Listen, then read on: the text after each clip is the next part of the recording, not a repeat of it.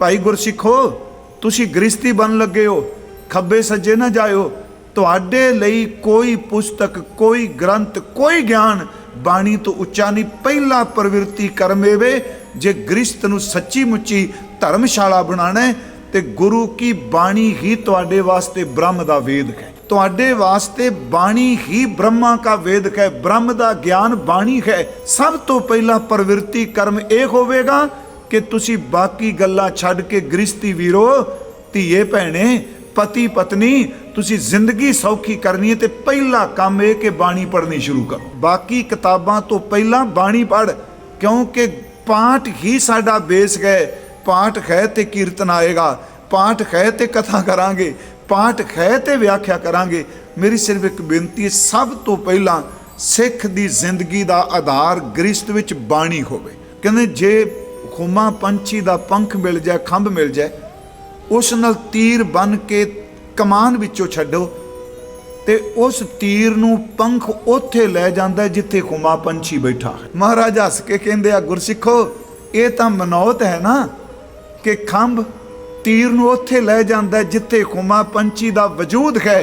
कहन लग्या गुरु ग्रंथ साहिब दा शब्द रब दे घर दे खंभ है, जिहदी सुरत नाल बाणी जुड़ गई, बाणी उत्थों लै जाएगी जिथों बाणी आई है। इसे नूं गुरु जी ने कहा सब तो पहला प्रवृत्ति कर्म गृहस्थिया तेरे घर च बाणी दा प्रवाह होवे, तेरे घर च मड़ियां ना होण, तेरे घर च तवीत धागे ना होण, तेरे घर च किसी देवी देवते दा मंत्र ना होवे। सब तो पहला गृहस्थी दा प्रवृत्ति कर्म बाणी ब्रह्मा वेद। महाराज कहने सिखा जिवें पति प्रदेश विचों आए, पत्नी उहदे लई चाह विच कई तरह के भोजन पकवान स्वखते बनाती है, बस उसे चाह नूं रख के गृहस्थिया अमृत वेले गुरु की बाणी पढ़िया करी। वाहिगुरू जी रब जी अज तेरे नाल गल्लां करन तो, तेरी बंदगी, तेरे शब्द तो बिना, तेरी बाणी तो बिना अज रात निकल गई, सारी रात सूलां दी सेज बन गई, चैन नहीं आया। उन्हां लोकां नूं मैं पुछ के वेखां होए जिन्हां ने जिंदगी विच एक वारी जबान तो वाहिगुरू भी नहीं किया। कहन लगे बाहर दी खेती कंडियां दी वाड़ नाल बचदी है, आ कंडियां वालियां तारां लाइए बचदी है, दीवार करी बचदी है। ਜਿਹੜੇ अंदर नाम की खेती है ना, जिन्नी निमरता की वाड़ करेगा उन्नी तेरी फसल चंगी निकलेगी। रब मेहर करे जिंदगी का कोई पड़ाव आवे जिथे दुख सुख आए, कीर्तन कथा सुनिया होया कीती कोई बंदगी, वो परा लबद बन के बंदे नूं तत्तियां हवावां तो बचा देंदी। कल मैं कहा सी सिख प्रवृत्त है पर प्रवृत्त विच निर्वृत्त है। एक गृहस्थ विच रहिंदा है पर उदास रहिंदा है। उदास का अर्थ ढैंदी कला नहीं, रहिंदा गृहस्थ विच पर उपराम है। आपो अपने कर्म ने, इत्थे घर विच शरीर एक हो सकते ने पर कर्म सारियां दे वक्खो वखरे ने। इत्थे पुੱਤ ਦਾ कर्म वखरा है, धी ਦਾ वर्क है वखरा है, मां ਦਾ वखरा है, बाप ਦਾ वखरा है। गुरु साहब ने स्तोक विच गल ही मुका दी, संयुक्त कर्म का जिक्र नहीं किया। कहन लगे कर्मी आपो अपनी है, जो बीजिया वो वढना पैना। कर्मा संदड़ा खेत, ਉਹ ਗੁਰਮੁਖੋ ਕਰੋੜਾਂ ਜਨਮਾਂ ਦੇ ਕਰਮ ਹੋਣ ਤੇ ਪਹਾੜ ਜਿੱਡੇ ਪਾਪ ਕਰਮ ਹੋਣ, ਜਦੋਂ ਗੁਰੂ ਸ਼ਬਦ ਦੀ ਕਿਰਪਾ ਵਰਦੀ ਉਦੋਂ ਕਰੋੜਾਂ ਜਨਮਾਂ ਦੇ ਕਰਮ ਵੀ ਨਾਸ ਹੋ ਜਾਂਦੇ। ਇਸੇ ਕਰਕੇ ਜੇ ਆਪਾਂ ਕਹੀ ਜੀ ਕਰਮ ਕੋਈ ਜਾਂਦਾ ਨਹੀਂ, ਜਿਹੜਾ ਆਪਾਂ ਕਹਿੰਦੇ ਆ ਵੀ ਇਹ ਐਵੇਂ ਡਰਾਵੇ ਨੇ, ਉਹ ਨਹੀਂ ਪਿਆਰਿਓ। ਮੇਰੀ ਹੱਥ ਜੋੜ ਕੇ ਬੇਨਤੀ ਹੈ, ਮੈਂ ਅਕਸਰ ਹਰ ਸਾਲ ਕਹਿਣਾ ਅੱਜ ਤੱਕ ਇਸ ਦੁਨੀਆ 'ਚ ਨਾ ਕੋਈ ਖਾਲੀ ਹੱਥ ਗਿਆ ਹੈ ਤੇ ਨਾ ਕਿਸੇ ਜਾਣਾ ਹੈ। ਆਹ ਹੱਥ ਤਾਂ ਸੜ ਜਾਣੇ ਨੇ ਅੱਗ 'ਚ, पर इन्हां हत्थां नाल जिहड़े कर्म करके संस्कार नूं गुणा गवाई गंठड़ी अवगण चली बन। भाई वीर सिंह कहंदे ने वासना दी छूट सर्टिफिकेट नहीं मिल गया कि अज तू गृहस्थी हो गया, जो मर्जी भोग भोग जो मर्जी कर। इत्थे प्रवृत्ति कर्म का अर्थ करांगे शुभ कर्म, चंगे कर्म, जिन्हां कर्मां ने तेरे भरा बनना है, जिन्हां कर्मां ने तेरे साथी बनना है, जिन्हां कर्मां ने इस देह दे चोले नूं छड्डण तो बाद अगे तुरना। जेड़ा बिल्ली बिरती सी, कमजोर बिरती सी, ढैंदी कला सी, संगत ने इन्नी किरपा कीती उहनूं शेर बिरती बना के रख दिता। गुरमुखो किसे नूं इह बड़ा माण है जिड्डा वेडा मेरा कोड़बा परिवार है, इन्ना वड्डा किसी दा परिवार नहीं। किसे नूं अपनी सियाणप ते माण है। कहण लगे मैनूं निहाल सिंह नूं ना सिर्फ इक्को मान है कि गुरु ग्रंथ साहिब मेरा गुरु है। धर्म का अर्थ मजहब भी है, धर्म का अर्थ फर्ज भी है, धर्म का अर्थ इंसाफ भी है, धर्म का अर्थ संसार के काम चलाना भी है। ਤੇ ਧਰਮ ਦਾ ਅਰਥ ਇੱਕ ਉਹ ਦੈਵੀ ਸ਼ਕਤੀ ਹੈ ਜਿਹੜੀ ਸਾਰਿਆਂ ਨੂੰ ਆਪਣੇ ਕੰਟਰੋਲ ਵਿੱਚ ਰੱਖਦੀ। ਇਸ ਵਿੱਚ ਜਿਹੜਾ ਧਰਮ ਸਾਨੂੰ ਦੱਸਦਾ ਆਹ ਕਰਮ ਕਰਨੇ ਨੇ, ਆਹ ਨਹੀਂ ਕਰਨੇ, ਇਹਨਾਂ ਕਰਮਾਂ ਨੂੰ ਆਪਣੀ ਜ਼ਿੰਦਗੀ 'ਚ ਦ੍ਰਿੜ ਕਰ ਲੈ। ਇਹ ਜੇ ਧਰਮ ਦ੍ਰਿੜ ਕਰ ਲਾਂਗੇ ਤੇ ਪਾਪ ਤਜ ਜਾਣਗੇ, ਪਾਪ ਛੱਡ ਜਾਣਗੇ, ਖਹਿੜਾ ਛੱਡ ਜਾਣਗੇ, ਕਿਉਂਕਿ ਜਿੱਥੇ ਧਰਮ ਆ ਗਿਆ ਉੱਥੇ ਪਾਪ ਰਹਿਣਾ ਨਹੀਂ। ਉਸੇ ਤੁਕ ਨੂੰ ਅੱਗੇ ਲੈ ਆਂਦਾ ਵੀ ਦੂਜੀ ਲਾਮ ਇਹੀ, ਹਰ ਦੂਜੜੀ ਲਾਮ ਸਤਿਗੁਰ ਪੁਰਖ ਮਿਲਾਇਆ ਬਲਰਾਮ ਜੀਓ। ਇੱਥੇ ਕੋਈ ਪਤਾ ਨਹੀਂ, ਜਿਵੇਂ ਟੀਚਰ ਵਿਚਾਰਾ A ਫॉर ਐਪਲ ਹੀ ਪੜ੍ਹਾਈ ਜਾਂਦਾ, ਸਾਰੀ ਜ਼ਿੰਦਗੀ ਪੜ੍ਹਨ ਵਾਲੇ DC ਲੱਗ ਜਾਂਦੇ ਆ। ਇੱਥੇ ਮੇਰੇ ਵਰਗੇ ਸਿਰਫ ਕਥਾ ਦੇ ਪ੍ਰਮਾਣ ਦੇਈ ਜਾਂਦੇ ਆ। ਕਮਾਈ ਕਰਨ ਵਾਲੇ ਤੇ ਕਿਰਪਾ ਵਰਤੇ ਗੁਰਮੁਖੋ, ਜੋ ਬੋਲਨੇ ਆ ਉਹ ਉਸ ਨੂੰ ਮੰਨਣ ਲੱਗ ਪੈਂਦਾ। ਜੇ ਸੈਂਕੜੇ ਚੰਦਰਮਾ ਆ ਜਾਣ, ਸੂਰਜ ਚੜ੍ਹੇ ਹਜ਼ਾਰ, ਗੁਰਮੁਖਾ ਬਾਹਰ ਦੀ ਬਹੁਤ ਨੌਲੇਜ ਹੋ ਜਾਏਗੀ, ਬਹੁਤ ਚਾਨਣ ਹੋ ਜਾਏਗਾ। ਇਤੈ ਚਾਨਣ ਹੁੰਦਿਆਂ ਗੁਰਬਿਨ ਘੋਰ ਅੰਧਾਰ, ਗੁਰੂ ਤੋਂ ਬਿਨਾ ਹਨੇਰਾ ਹੈ। ਤੋ ਸਿੱਖੋ, ਆਪਣੇ ਗੁਰੂ ਨੂੰ ਛੱਡ ਕੇ ਜਿਹੜਾ ਬੰਦਾ ਚਲਾਕੀਆਂ ਵਰਤਦਾ ਹੈ, ਹੁਸ਼ਿਆਰੀਆਂ ਵਰਤਦਾ ਹੈ, ਚਤੁਰਾਈਆਂ ਵਰਤਦਾ ਹੈ, ਜਿੱਦਣ ਖਸਮ ਨੇ ਸੰਭਾਲਣਾ ਹੈ ਉਹਦੀ ਹਾਲਤ ਉਹੋ ਜਿਹੀ ਹੋਣੀ ਜਿਵੇਂ ਬੁਆੜ ਤਿਲ ਦੀ ਹੈ। ਜਦੋਂ ਭੈ ਅੰਦਰ ਬੈਠ ਜਾਂਦਾ ਹੈ, ਇਹ ਇੱਕ ਬਿਮਾਰੀ ਵੀ ਹੈ। ਬੰਦਾ ਡਿਪਰੈਸ਼ਨ ਚਲਾ ਜਾਂਦਾ ਹੈ, ਨਿੱਕੀ ਨਿੱਕੀ ਗੱਲ ਤੋਂ ਡਰਨ ਲੱਗ ਪੈਂਦਾ ਹੈ, ਹਮੇਸ਼ਾ ਨੈਗੇਟਿਵ ਸੋਚਦਾ ਹੈ। ਜਿਸ ਦਿਨ ਤੇਰੇ ਅੰਦਰ ਪਰਮਾਤਮਾ ਦਾ ਭੈ ਪੈਦਾ ਹੋ ਜਾਏਗਾ, ਦੁਨੀਆ ਤੋਂ ਡਰਨ ਵਾਲਿਆ ਤੂੰ ਹਮੇਸ਼ਾ ਪਛਤਾਵੇ 'ਚ ਰਹੇਗਾ, ਅੰਦਰੋਂ ਤੋਖਲੇ 'ਚ ਰਹੇਗਾ। ਜਿੱਦਣ ਰੱਬ ਦਾ ਭੈ ਪੈਦਾ ਹੋ ਗਿਆ, ਯਾਦ ਰੱਖਿਓ ਉਦੋਂ ਦੁਨੀਆ ਵੱਲੋਂ ਨਿਰਭਉ ਹੋ ਜਾਏਗਾ। ਜੇ ਮੰਨ ਲਓ ਬੱਚੇ ਨੂੰ ਬੰਦਾ ਝਿੜਕਦਾ, ਰੋਜ਼ ਝਿੜਕੀ ਜਾਂਦਾ, ਮੈਲੇ ਭੈ ਨਾਲ ਡਰਾਈ ਜਾਂਦਾ, ਇੱਕ ਦਿਨ ਆਵੇਗਾ ਉਹ ਦੂਰੀ ਬਣਾ ਲਏਗਾ। ਉਹ ਫਿਰ ਮੂੰਹ ਤੇ ਬੋਲ ਕੇ ਕਹੇਗਾ ਅੱਜ ਤੱਕ ਮੈਂ ਦੱਬ ਕੇ ਰਿਹਾ, ਅੱਜ ਤੋਂ ਬਾਅਦ ਮੈਂ ਤੁਹਾਡੀ ਪਰਵਾਹ ਨਹੀਂ ਕਰਨੀ। ਜਿਵੇਂ ਮੈਲਾ ਸੋਨਾ ਕੋਠਾਲੀ ਵਿੱਚ ਪਾ ਦਿਓ, ਥੱਲਿਓਂ ਅੱਗ ਲਾਓ ਤੇ ਅੱਗ ਉਸ ਮੈਲੇ ਸੋਨੇ ਦੀ ਮੈਲ ਨੂੰ ਸਾੜ ਕੇ ਸ਼ੁੱਧ ਕਰ ਦਿੰਦੀ ਏ।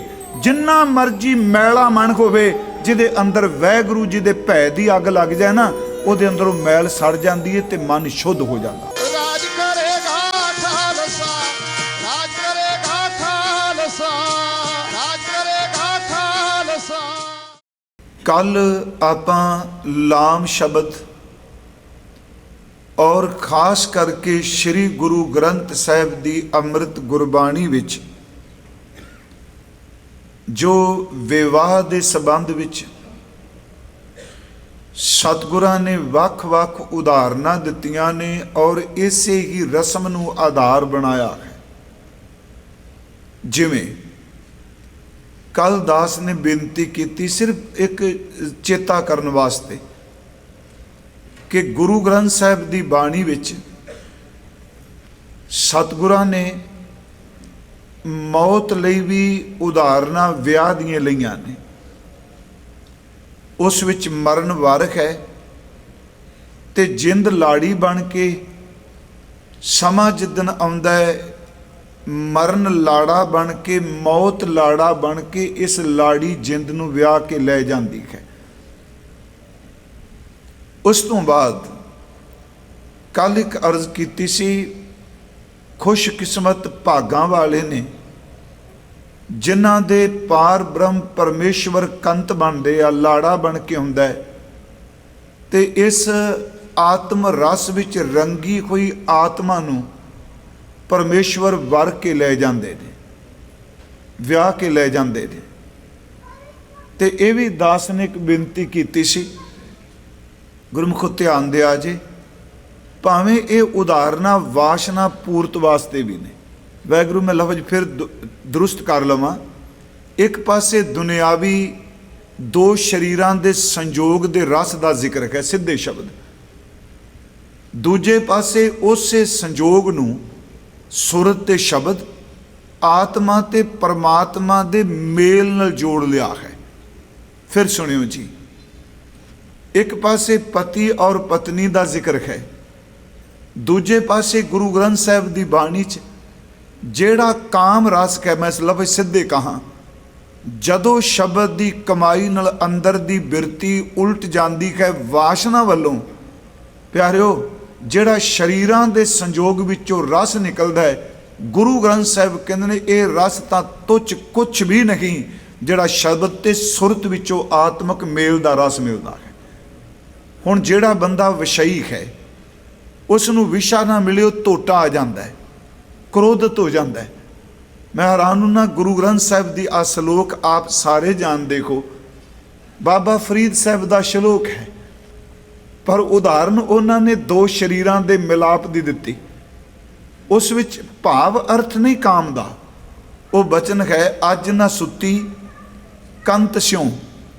ਪਰ ਯਾਦ ਰੱਖਿਓ, ਲਫ਼ਜ਼ੀ ਅਰਥ ਇਹਦੇ ਬਾਹਰ ਮੁਖੀ ਹੋਣੇ। ਮੈਂ ਬੜੀ ਖੁੱਲ੍ਹ ਕੇ ਬੇਨਤੀ ਕਰ ਰਿਹਾ, ਕਿਉਂਕਿ ਇਹਨਾਂ ਵਿਸ਼ਿਆਂ ਉੱਤੇ ਨਾ ਖੁੱਲ੍ਹ ਕੇ ਬੋਲਿਆ ਜਾਂਦਾ ਹੈ, ਨਾ ਕੋਈ ਖੁੱਲ੍ਹ ਕੇ ਸੁਣਨ ਨੂੰ ਤਿਆਰ ਹੈ। ਮੈਂ ਤਾਂ ਪਿਛਲੇ ਦਿਨ ਇੱਕ ਵਿਚਾਰ ਸਾਗਰ ਗ੍ਰੰਥ 'ਚ ਪੜ੍ਹਾ, ਉਹਨਾਂ ਕਿਹਾ ਕੱਲਾ ਕਾਮ ਹੀ 8 ਪ੍ਰਕਾਰ ਦਾ ਹੈ, 8 ਤਰ੍ਹਾਂ ਦਾ ਹੈ।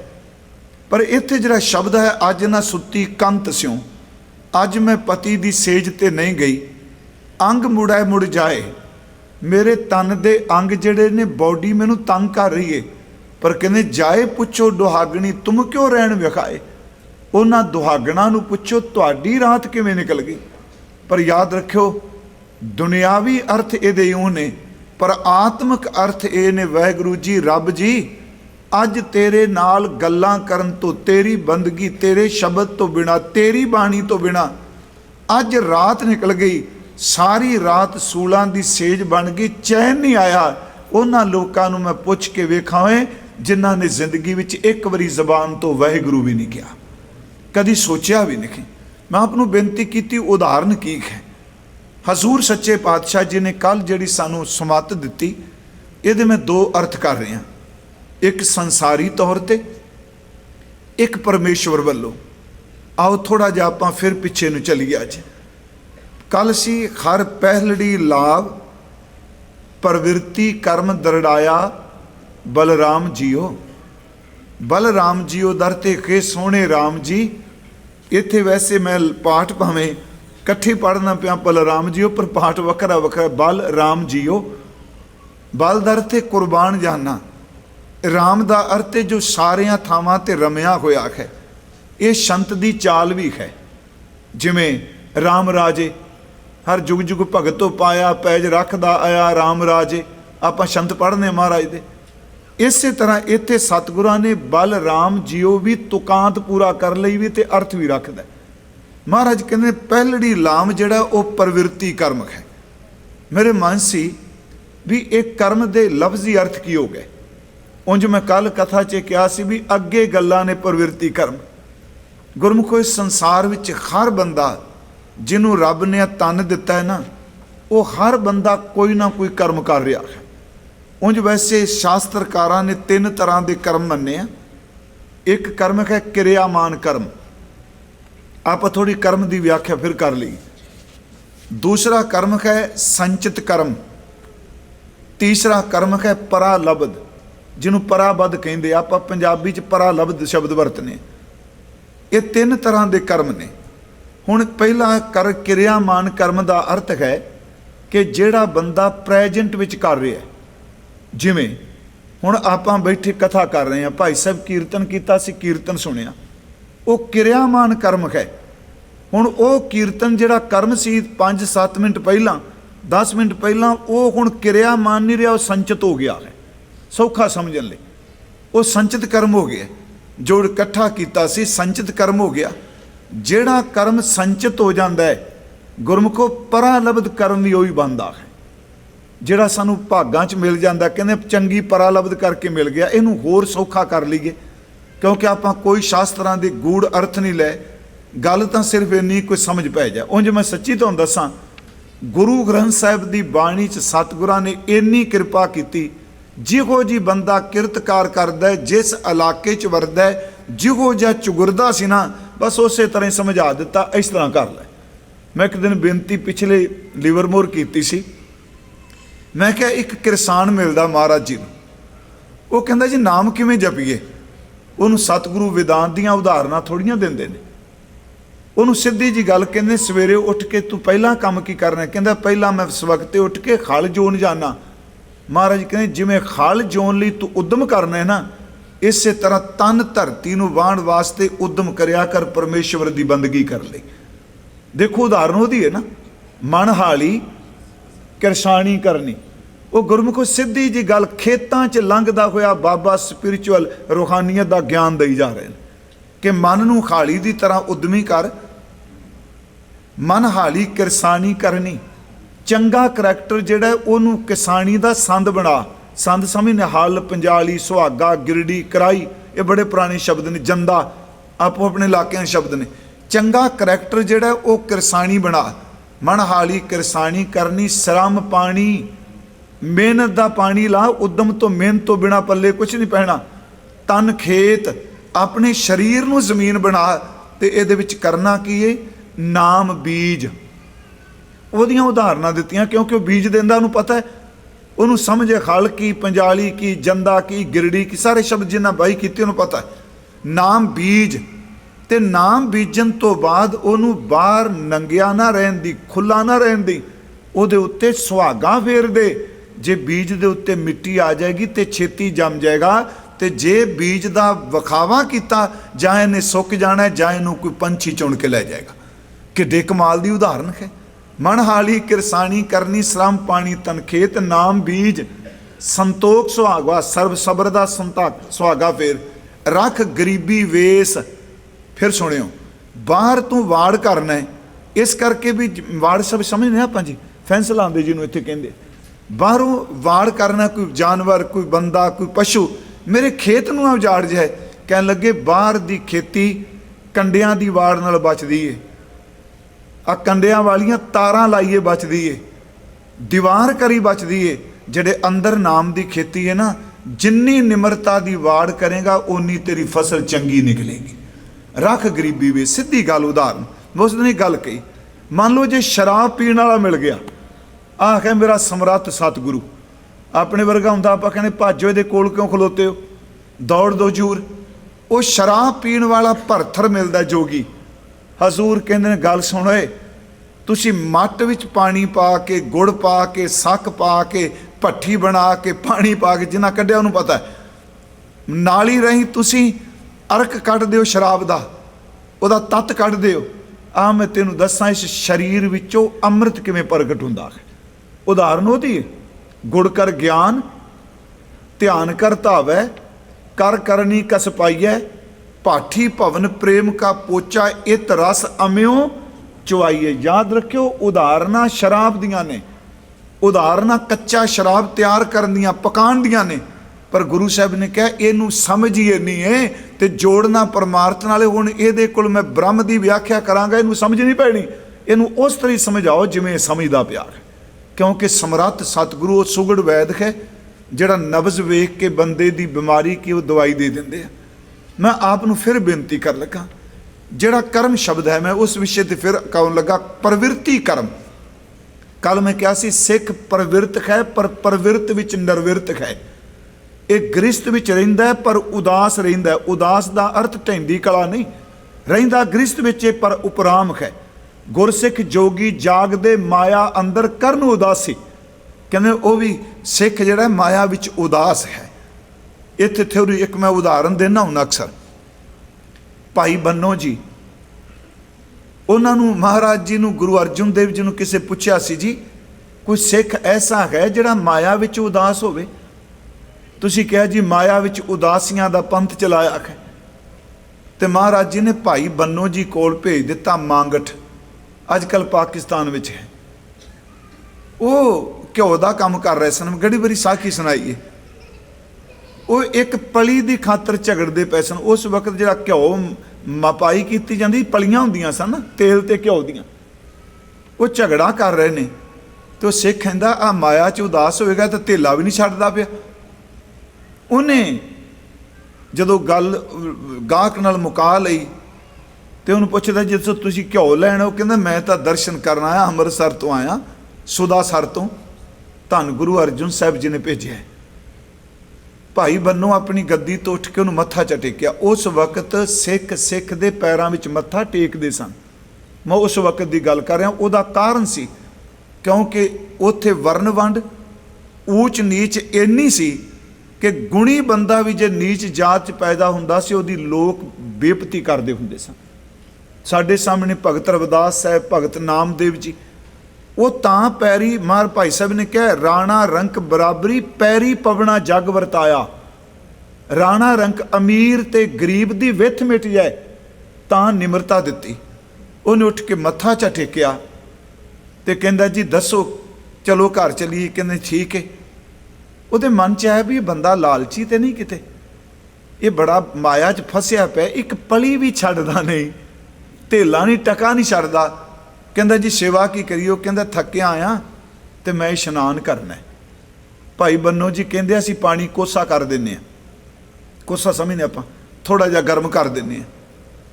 वो कहंदा जे तेरे घर भी आके पानी नाल ही नहाते ते कह नहाते, तेरे घर कुप्पे भरे पे ने घ्यो दे, मैं तां घ्यो नाल नहावांगा ते घ्यो कोसा करके दे। भट्ठियां चलदियां पईयां सन। उन्हें कहा किहड़ी गल है? उन्हें कुप्पे विच उहदे भट्ठी सट्टे, घ्यो निग्गा जिहा हो गया, कोसा हो गया ते उन्हें आप फट्टी रखी जिते सिख ने नहाना सी। कहंदे ने भी उन्हें पहला की काम कीता, एक भांडा भर के ना सब तो पहला उस फट्टी दे उत्ते सट्टिया। भाई बन्नो ने भी चंगी तरह धो दिया, घ्यो नाल धो दिती। वो जिन्हें प्रीख्या लई एकदम कहंदा ना ना होर ना घ्यो रोड़ियो। कहंदा जी क्यों? कहंदा तुसीं रोड़ दिता फट्टी दे उत्ते। भाई बन्नो कहंदा जे सिख ने इशनान करना ना पानी नाल नहीं करना ते मैं घ्यो नाल ही फट्टी धोवांगा जिथे तू इशनान करना है। इस फट्टी ते बैठ के तुसीं इशनान करना। जदों भर दिते भांडे कोसे घ्यो दे, उहदियां अखां भारीआं। कहंदा मैनूं इह गल दी समझ नहीं पई, उत्थे तुसीं एक टके दी खातर बहस रहे सी, झगड़ रहे सी, इत्थे तुसीं इन्ना घ्यो मिट्टी च जमीन ते रोड़ दिता। कहन लगे चेते रखी उत्थे मेरा धंधा है, उत्थे मेरी किरत है, इत्थे मेरा धर्म आ गया। जिथे गुरु ते धर्म आ जाए उत्थे सब कुछ कुर्बान किया जाता है। याद रखियो है माया चो पर माया च उदास है। मैं आपनों फिर लफज उसे त्यों लगा, प्रवृत्ति कर्म। कर्म के अर्थ आप तीन तरीके नाल कीते, एक क्रियामान कर्म, एक संचित कर्म, एक परालब्ध कर्म। इनू सौखा जा होर समझ लईए। क्रियामान कर्म दा अर्थ जिहड़ा आपां जॉब करके आए हैं, 8-9 घंटे काम किया, वो क्रियामान कर्म सी। जिहड़ी 10 घंटे आपां नौकरी की, जिहड़े पैसे साडे बैंक अकाउंट चले गए, वो संचित कर्म हो गया।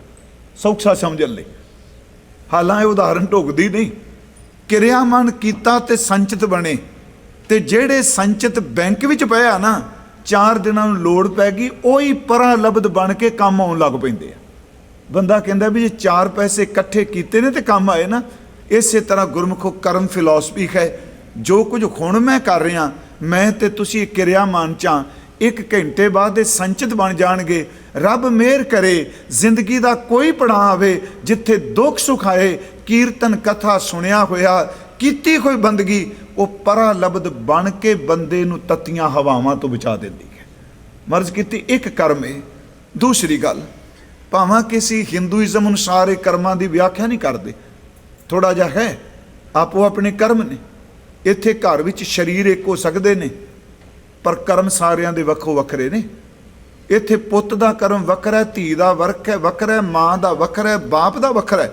गुरु साहब ने इस तुक विच गल ही मुका दी, संयुक्त कर्म का जिक्र नहीं किया। कहने लगे कर्मी आपो अपनी है, आपो अपने कर्म ने।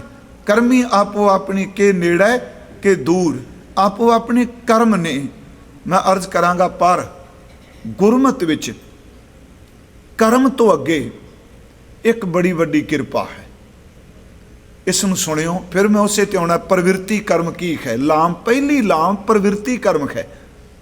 हालां असी कथा करते हैं, कहने भी प्रवृत्ति कर्म तुसीं अज गृहस्थ च प्रवेश करना है। वो न्याणे भी समझते हैं भी अज गृहस्थ च प्रवेश करना है, पर जिहड़ी आत्मा ने परमात्मा ने विआह के ले जानी, उन्हें प्रवृत्ति कर्म की करना है। ਉਹਦੀ शुरुआत की है। उत्थे देखो कर्म, ਉਹਦਾ रिजल्ट निकलेगा। जो मैं किया सो मैं पाया, दोष ना दीजै अवर जना।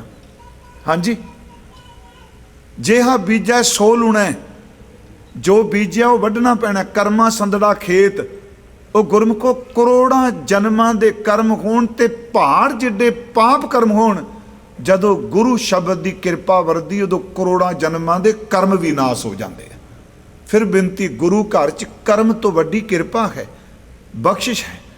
ਇਸੇ ਕਰਕੇ ਜੇ ਆਪਾਂ ਕਹੀ ਜੀ ਕਰਮ ਕੋਈ ਜਾਂਦਾ ਨਹੀਂ, ਜਿਹੜਾ ਆਪਾਂ ਕਹਿੰਦੇ ਆ ਵੀ ਇਹ ਐਵੇਂ ਡਰਾਵੇ ਨੇ, ਉਹ ਨਹੀਂ ਪਿਆਰਿਓ। ਮੇਰੀ ਹੱਥ ਜੋੜ ਕੇ ਬੇਨਤੀ ਹੈ, ਮੈਂ ਅਕਸਰ ਹਰ ਸਾਲ ਕਹਿੰਦਾ, ਅੱਜ ਤੱਕ ਇਸ ਦੁਨੀਆ 'ਚ ਨਾ ਕੋਈ ਖਾਲੀ ਹੱਥ ਗਿਆ ਹੈ ਤੇ ਨਾ ਕਿਸੇ ਜਾਣਾ ਹੈ।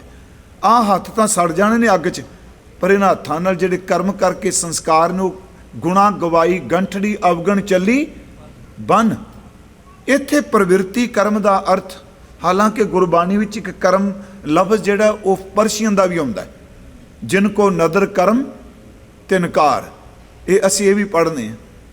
ਇੱਥੇ ਸਤਿਗੁਰੂ ਜੀ ਦੇ ਇਉਂ ਅਰਥ ਕਰੀਏ ਵੀ ਗ੍ਰਸਥ ਵਿੱਚ ਪ੍ਰਵਿਰਤੀ ਕਰਮ ਦਾ ਅਰਥ ਵਾਸ਼ਨਾ ਵਿੱਚ ਲੰਪਟ ਹੋਣਾ ਨਹੀਂ। ਭਾਈ ਵੀਰ ਸਿੰਘ ਕਹਿੰਦੇ ਨੇ ਵਾਸ਼ਨਾ ਦੀ ਛੂਟ ਸਰਟੀਫਿਕੇਟ ਨਹੀਂ ਮਿਲ ਗਿਆ ਕਿ ਅੱਜ ਤੂੰ ਗ੍ਰਸਤੀ ਹੋ ਗਿਆ, ਜੋ ਮਰਜ਼ੀ ਭੋਗ ਜੋ ਮਰਜ਼ੀ ਕਰ। ਇੱਥੇ ਪ੍ਰਵਿਰਤੀ ਕਰਮ ਦਾ ਅਰਥ ਕਰਾਂਗੇ ਸ਼ੁਭ ਕਰਮ, ਚੰਗੇ ਕਰਮ, ਜਿਨ੍ਹਾਂ ਕਰਮਾਂ ਨੇ ਤੇਰੇ ਭਰਾ ਬਣਨਾ, ਜਿਨ੍ਹਾਂ ਕਰਮਾਂ ਨੇ ਤੇਰੇ ਸਾਥੀ ਬਣਨਾ, ਜਿਨ੍ਹਾਂ ਕਰਮਾਂ ਨੇ ਇਸ ਦੇਹ ਦੇ ਚੋਲੇ ਨੂੰ ਛੱਡਣ ਤੋਂ ਬਾਅਦ ਅੱਗੇ ਤੁਰਨਾ। ਮਹਾਰਾਜ ਕਹਿੰਦੇ ਪਹਿਲੀ ਲਾਮ ਏਵੇ ਖਰ ਪਹਿਲੜੀ ਲਾਮ ਪ੍ਰਵਿਰਤੀ ਕਰਮ ਦ੍ਰਿੜਾਇਆ ਬਲਰਾਮ ਜੀਓ। ਪਹਿਲਾ ਪ੍ਰਵਿਰਤ।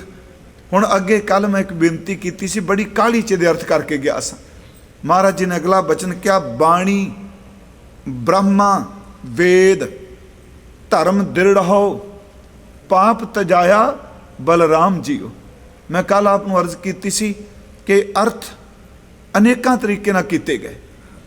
ਮੈਂ ਇਹ ਵੀ ਬੇਨਤੀ ਕਰਾਂ ਕਿ ਗੁਰੂ ਗ੍ਰੰਥ ਸਾਹਿਬ ਦੀ ਬਾਣੀ ਜੇ ਅੱਖਰੀ ਅਰਥ ਆਪਾਂ ਇੱਕੋ ਜਿਹਾ ਕਰ ਲਾਂਗੇ, ਭਾਵ ਅਰਥ ਫਿਰ ਵੀ ਵੱਖਰੇ ਵੱਖਰੇ ਹੋ ਜਾਂਦੇ। ਬੜੇ ਸ਼ਬਦ ਐਸੇ। ਹੁਣ ਪਿਛਲੇ ਦਿਨੀ ਇੱਕ ਅਰਥ ਆਇਆ, ਸ਼ਾਇਦ 2 ਵਾਰੀ ਦੀ ਮੈਂ ਕਥਾ ਕਰ ਚੁੱਕਾ, ਸਿੰਘ ਬਿਲਾਈ ਹੋਏ ਗਇਓ ਤ੍ਰਿਣ ਮੇਰ ਦਖੀਤਾ। ਅੱਖਰੀ ਅਰਥ ਤਾਂ ਸਭ ਦੇ ਇੱਕੋ ਨੇ ਕਿ ਸਿੰਘ ਸ਼ੇਰ ਜਿਹੜਾ ਹੈ ਉਹ ਬਿੱਲੀ ਬਣ ਗਿਆ, ਹਾਂਜੀ, ਤਿਨਕਾ ਜਿਹੜਾ ਹੈ ਉਹ ਪਹਾੜ ਬਣ ਗਿਆ। ਪਰ ਇੱਥੇ ਢੈਂਦੀ ਕਲਾ ਜੀ ਆਉਂਦੀ ਪਈ ਹੈ। ਅਸੀਂ ਉਹ ਬਿਰਤੀ ਅਰਥ ਕੀਤੇ ਜਾਂਦੇ ਆ, ਬਿੱਲੀ ਨਿਮਰਤਾ ਵਰਗੀ ਹੋ ਗਿਆ, ਸ਼ੇਰ ਨਹੀਂ। ਗੁਰਮੁਖੋ ਤ੍ਰਿਣ ਮੇਰ ਦਖੀਤਾ ਜਿਹੜਾ ਹੈ ਉਹ ਅਸਲ 'ਚ ਸੂਖਸ਼ਮ ਤੋਂ ਅਸਥੂਲ ਹੋਇਆ। ਤਿਨਕਾ ਜਿਹੜਾ ਸੀ ਉਹ ਪਹਾੜ ਬਣ ਗਿਆ। ਤੇ ਇਹਦੇ ਅਰਥ ਇਉਂ ਕਿਉਂ ਨਾ ਕਰੀਏ, ਸਿੰਘ ਬਿਲਾਈ ਹੋਏ ਗਇਓ। ਜਿਹੜਾ ਬਿੱਲੀ ਬਿਰਤੀ ਸੀ, ਕਮਜ਼ੋਰ ਬਿਰਤੀ ਸੀ, ਢੈਂਦੀ ਕਲਾ ਸੀ, ਸੰਗਤ ਨੇ ਇੰਨੀ ਕਿਰਪਾ ਕੀਤੀ ਉਹਨੂੰ ਸ਼ੇਰ ਬਿਰਤੀ ਬਣਾ ਕੇ ਰੱਖ ਦਿੱਤਾ। ਫਿਰ ਅਰਥ ਸੁਣਿਓ, ਕਿਉਂਕਿ ਨਿਮਰਤਾ ਦਾ ਪਹਿਲਾ ਸ਼ਬਦ ਹੈ ਕਿ ਕੀ ਐਸੀ ਭਗਤ ਗੋਬਿੰਦ ਕੀ ਕੀਟ ਹਸਤੀ ਜੀਤਾ। ਉੱਥੇ ਕੀੜੀ ਨੇ ਹਾਥੀ ਨੂੰ ਜਿੱਤ ਲਿਆ। ਇੱਥੇ ਮੈਂ ਬੇਨਤੀ ਕਰਾਂਗਾ, ਸਿੰਘ ਬਿਲਾਈ ਹੋਏ ਗਇਓ, ਇਹਦੇ ਅਰਥ ਇਉਂ ਹੀ ਕਰੀਏ, ਬਿਲਾਈ ਹੋਏ ਗਇਓ ਸਿੰਘ। ਜਿਹੜੀ ਬਿੱਲੀ ਸੀ ਨਾ, ਸੱਚੀ ਮੁੱਚੀ ਉਹ ਸ਼ੇਰ ਦਾ ਰੂਪ ਧਾਰਨ ਕਰ ਗਈ। ਇੱਥੇ ਖੰਸਿਆਰੀ ਬਿਰਤੀ ਨੇ ਵਰਤਣੀ, ਇੱਥੇ ਨਿਡਰਤਾ ਦੀ, ਸੁਤੰਤਰਤਾ ਦੀ ਬਿਰਤੀ।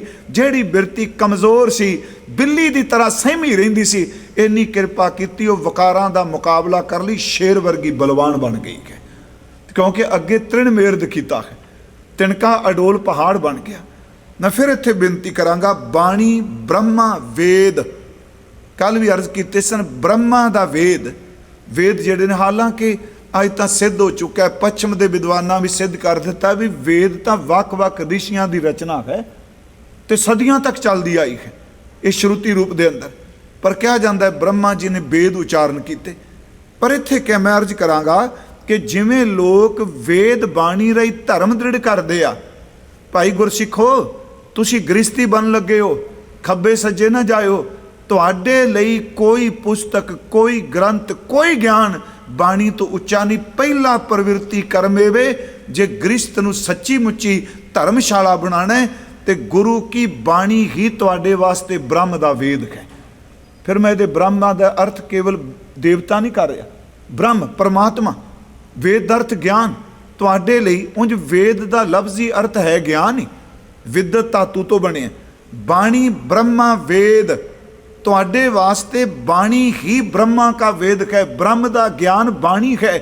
ਸਭ ਤੋਂ ਪਹਿਲਾ ਪ੍ਰਵਿਰਤੀ ਕਰਮ ਇਹ ਹੋਵੇਗਾ ਕਿ ਤੁਸੀਂ ਬਾਕੀ ਗੱਲਾਂ ਛੱਡ ਕੇ ਗ੍ਰਸਤੀ ਵੀਰੋ, ਧੀਏ ਭੈਣੇ, ਪਤੀ ਪਤਨੀ, ਤੁਸੀਂ ਜ਼ਿੰਦਗੀ ਸੌਖੀ ਕਰਨੀ ਹੈ ਤੇ ਪਹਿਲਾ ਕੰਮ ਇਹ ਕਿ ਬਾਣੀ ਪੜ੍ਹਨੀ ਸ਼ੁਰੂ ਕਰੋ। ਫਿਰ ਬੇਨਤੀ ਹੈ, ਪ੍ਰਵਿਰਤੀ ਕਰਮ ਪਹਿਲਾ ਕਰਮ। ਥੋੜ੍ਹਾ ਜਿਹਾ ਇਹਦੇ ਬਾਰੇ ਹੋਰ ਬੇਨਤੀ ਕਰਦੇ ਹਾਂ। ਗੁਰਮੁਖੋ, ਜਿਹੜੀ ਸਤਿਗੁਰਾਂ ਦੀ ਬਾਣੀ ਹੈ, ਹਰ ਬੰਦੇ ਦੀ ਆਪੋ ਆਪਣੀ ਸੋਚ ਹੈ ਜੀ। ਤੇ ਇਹ ਵੀ ਸੱਚ ਹੈ ਜਿਹੋ ਜੀ ਬਿਰਤੀ ਬੰਦਾ ਉਹ ਜੀਆਂ ਤੁਕਾਂ ਗੁਰਬਾਣੀ ਚੋਂ ਕੱਢਦਾ, ਆਪਣੇ ਆਪ ਦੀ ਢਾਲ ਬਣਾ ਲੈਂਦਾ ਜੀ ਹਰ ਬੰਦਾ। ਮੈਂ ਵੀ ਉਹਦੇ ਵਿੱਚ ਸ਼ਾਮਲ। ਹੁਣ ਮੈਂ ਪਿਛਲੇ ਵਾਰ ਆਪ ਜੀ ਨੂੰ ਕਿਹਾ ਸੀ ਕਿ ਜਿਹੜੀ ਸਾਡੀ ਅਰਦਾਸ ਹੈ ਨਾ, ਇਹ ਆਪਾਂ ਇੱਥੇ ਕਥਾ ਕੀਤੀ, ਇੱਥੇ ਵੀ ਤੇ ਸਪਰੀਮਾਉਂਟ ਵੀ, ਯਾਦ ਰੱਖਿਓ ਅਰਦਾਸ ਵਿੱਚ ਸਭ ਤੋਂ ਪਹਿਲਾਂ ਜਿਹੜਾ ਕਮਾਨ ਦਾ ਜ਼ਿਕਰ ਕੀਤਾ ਉਹ ਬਾਣੀ ਦਾ ਕੀਤਾ ਹੈ। 10 ਪਾਤਸ਼ਾਹਾਂ ਦੀ ਜੋਤ ਸ੍ਰੀ ਗੁਰੂ ਗ੍ਰੰਥ ਸਾਹਿਬ ਜੀ ਦੇ ਪਾਠ ਦੀਦਾਰ ਦਾ। ਗੁਰਮੁਖੋ ਪਾਠ ਬੇਸ ਹੈ ਸਿੱਖੀ ਦਾ।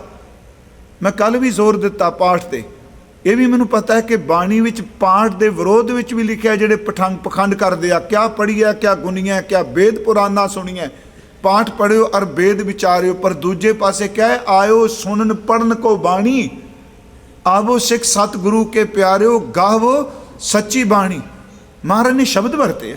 ਸਭ ਤੋਂ ਪਹਿਲਾਂ ਪਾਠ ਦੀਦਾਰ। ਮੰਨ ਲਓ ਕਿਸੇ ਬੰਦੇ ਨੇ ਜੇ ਕਹਿਣਾ ਜੀ ਮੈਂ ਕੀਰਤਨ ਸਿੱਖਣਾ ਹੈ, ਤੇ ਚੰਗੇ ਬੰਦੇ ਕਹਿਣਗੇ ਕੀਰਤਨ ਦੀਆਂ ਸੁਰਾਂ ਦੇ ਨਾਲ ਨਾਲ ਪਹਿਲਾਂ ਪਾਠ ਦੀ ਸੰਥਿਆ ਲੈ। ਜੇ ਪਾਠ ਦੇ ਦੀਦਾਰ ਕਰੇਗਾ ਤੇ ਤਾਂ ਉਚਾਰਨ ਕਰਨਾ ਆਉਣਾ ਕੀਰਤਨ 'ਚ। ਜੇ ਕੋਈ ਕਹੇ ਜੀ ਮੈਂ ਲੈਕਚਰਰ ਬਣਨਾ, ਵਿਆਖਿਆਕਾਰ ਬਣਨਾ, ਮਤਲਬ ਉਹਨੂੰ ਵੀ ਕਹਿਣਗੇ ਜੇ ਕਥਾਕਾਰ ਬਣਨਾ ਪਹਿਲਾਂ ਬਾਣੀ ਪੜ੍ਹ। ਜੇ ਤੂੰ ਮੰਨ ਲੈ ਸਟੇਜ ਤੇ ਹੀ ਬੋਲਣਾ ਗੁਰਮਤ ਬਾਰੇ, ਤੇ ਬਾਕੀ ਕਿਤਾਬਾਂ ਤੋਂ ਪਹਿਲਾਂ ਬਾਣੀ ਪੜ੍ਹ, ਕਿਉਂਕਿ ਪਾਠ ਹੀ ਸਾਡਾ ਬੇਸ ਹੈ। ਪਾਠ ਹੈ ਤੇ ਕੀਰਤਨ ਆਏਗਾ, ਪਾਠ ਹੈ ਤੇ ਕਥਾ ਕਰਾਂਗੇ, ਪਾਠ ਹੈ ਤੇ ਵਿਆਖਿਆ ਕਰਾਂਗੇ। ਮੇਰੀ ਸਿਰਫ ਇੱਕ ਬੇਨਤੀ ਹੈ, ਸਭ ਤੋਂ ਪਹਿਲਾਂ ਸਿੱਖ ਦੀ ਜ਼ਿੰਦਗੀ ਦਾ ਆਧਾਰ ਗ੍ਰਸਤ ਵਿੱਚ ਬਾਣੀ ਹੋਵੇ, ਉਹ ਬਾਣੀ ਸ਼ੁਰੂ ਕਰੇ। ਗੁਰੂ ਨਾਨਕ ਸਾਹਿਬ ਆਪ ਕਰਤਾਰਪੁਰ ਬਾਣੀ ਪੜ੍ਹਦੇ ਆ ਜੀ।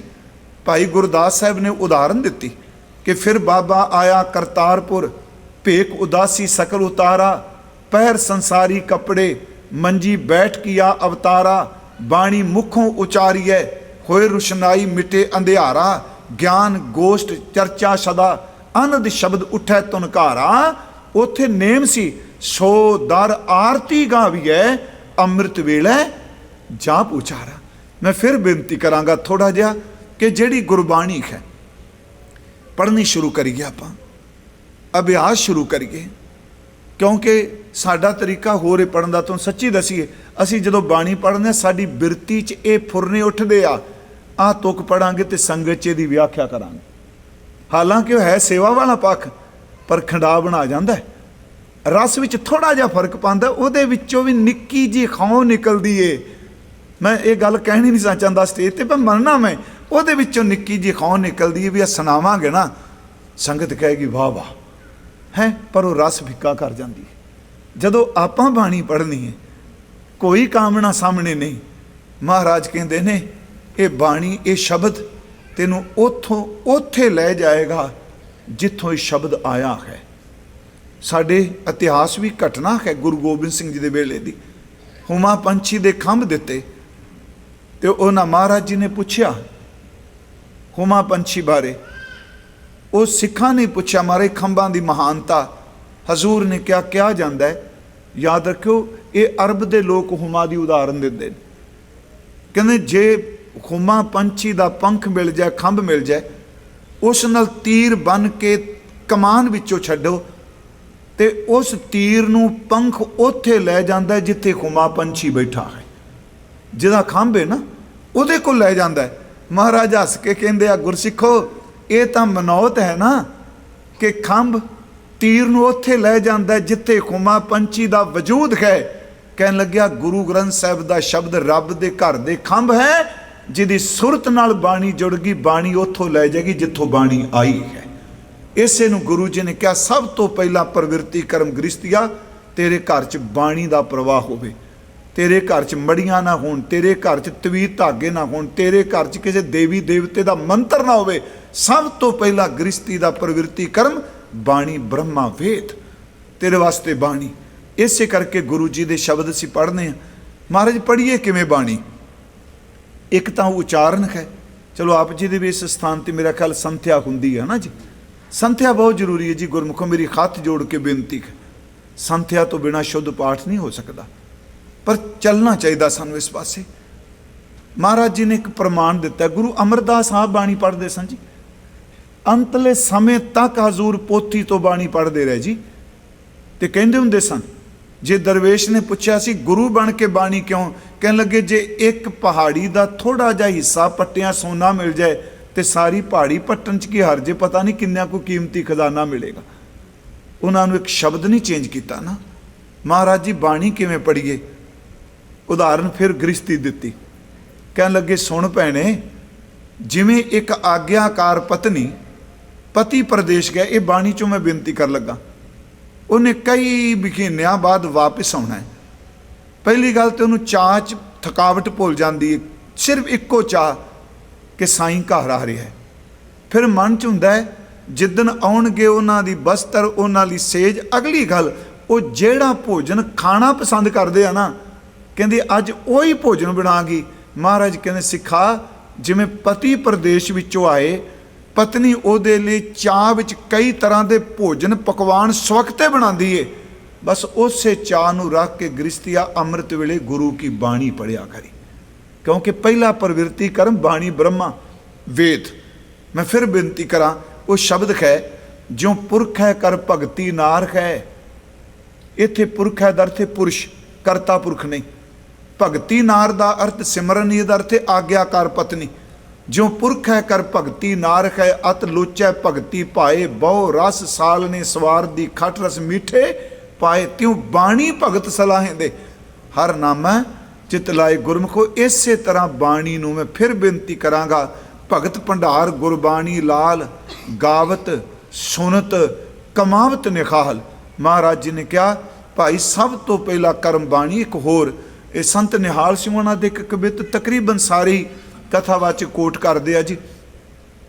गुरु ग्रंथ साहिब तो उपर केड़ा वेद है जी, उन्हां दा एक कवित है पंजाबी जी, ब्रिज भाषा के कोई शब्द ने। काहू को भरोसो है जमीन को जमाने बीच, काहू को भरोसो जोर चाकरी जहाज पे, काहू को भरोसो भारी शाह पातशाह मीत, काहू को भरोसो है कुटुंबी करा काज पे, काहू को भरोसो देव बानी अर पारसी पे, काहू को भरोसो संत गिरी की मजाज पे, काहू को भरोसो चार चातरी चलाकी चोख, मोको तो भरोसो एक गुरु ग्रंथ महाराज पे। उन्होंने भावें एक ग्रंथ लिखा पर गुरु शब्द में खिमा करियो, उन्होंने पोइट्री नूं भंग कर दिया, क्योंकि ग्रंथ तो बहुत ने। और अर्थ समझ गया आप जी जी। कहते ने काहू को भरोसो है जमीन को जमाने बीच, किसी नूं अपने वक्त विच ही बड़ा हंकार है, जिन्नी पैड़ी जिन्नी जमीन मेरे को इन्नी किसी को है। किसी नूं माण है मेरे जहाज चलते हैं, बिजनेस बड़ा है। किसी नूं ये माण है भी मेरा तो बादशाह नाल सीधी गल है। किसी ने ये माण है मेरे तो वध परशियन, मेरे तो वध अरबी, मेरे तो वड्डा विद्वान कोई नहीं। गुरमुखो किसी नूं ये बड़ा माण है जिड्डा वेडा मेरा कोड़बा परिवार है, इन्ना वड्डा किसी का परिवार नहीं। किसी नूं अपनी सियाणप ते माण है, कहन लगे मैनूं निहाल सिंह नूं ना सिर्फ इक्को माण है कि गुरु ग्रंथ साहिब मेरा गुरु है। महाराज कहें पहला प्रवृत्ति कर्म है। मैं फिर बेनती करांगा, काहू को भरोसो है जमीन को जमाने बीच, काहू को भरोसो जोर चाकरी जहाज पे, काहू को भरोसो भारी शाह पातशाह मीत, काहू को भरोसो है कुटुंबी करें काज पे, काहू को भरोसो देव बानी अर पारसी पे, काहू को भरोसो संत गिरी की मिजाज पे, काहू को भरोसो चार चातरी चलाकी चोख, मोको तो भरोसो एक गुरु ग्रंथ महाराज पे। सब तो पहली मेरी बेनती है जी बाणी, ये वेद ज्ञान। अगे कहते धर्म दृढ़ हो, धर्म नूं दृढ़ करो। मैं अर्ज करांगा धर्म बहुत अर्थ रखता है जी। धर्म का अर्थ मजहब भी है, धर्म का अर्थ फर्ज भी है, धर्म का अर्थ इंसाफ भी है, धर्म का अर्थ संसार के काम चलाना भी है, तो धर्म का अर्थ एक वो दैवी शक्ति है जिहड़ी सारिਆਂ ਨੂੰ अपने कंट्रोल विच रखदी। जिन्हों आप बाणी पढ़ते हो, राती रुती थिती वार पवन पानी अग्नि पाताल, तिस विच धरती थाप रखी, धर्मशाल धर्म खांडे ना। इत्थे धर्म दृढ़ हो, धर्म नूं दृढ़ करो।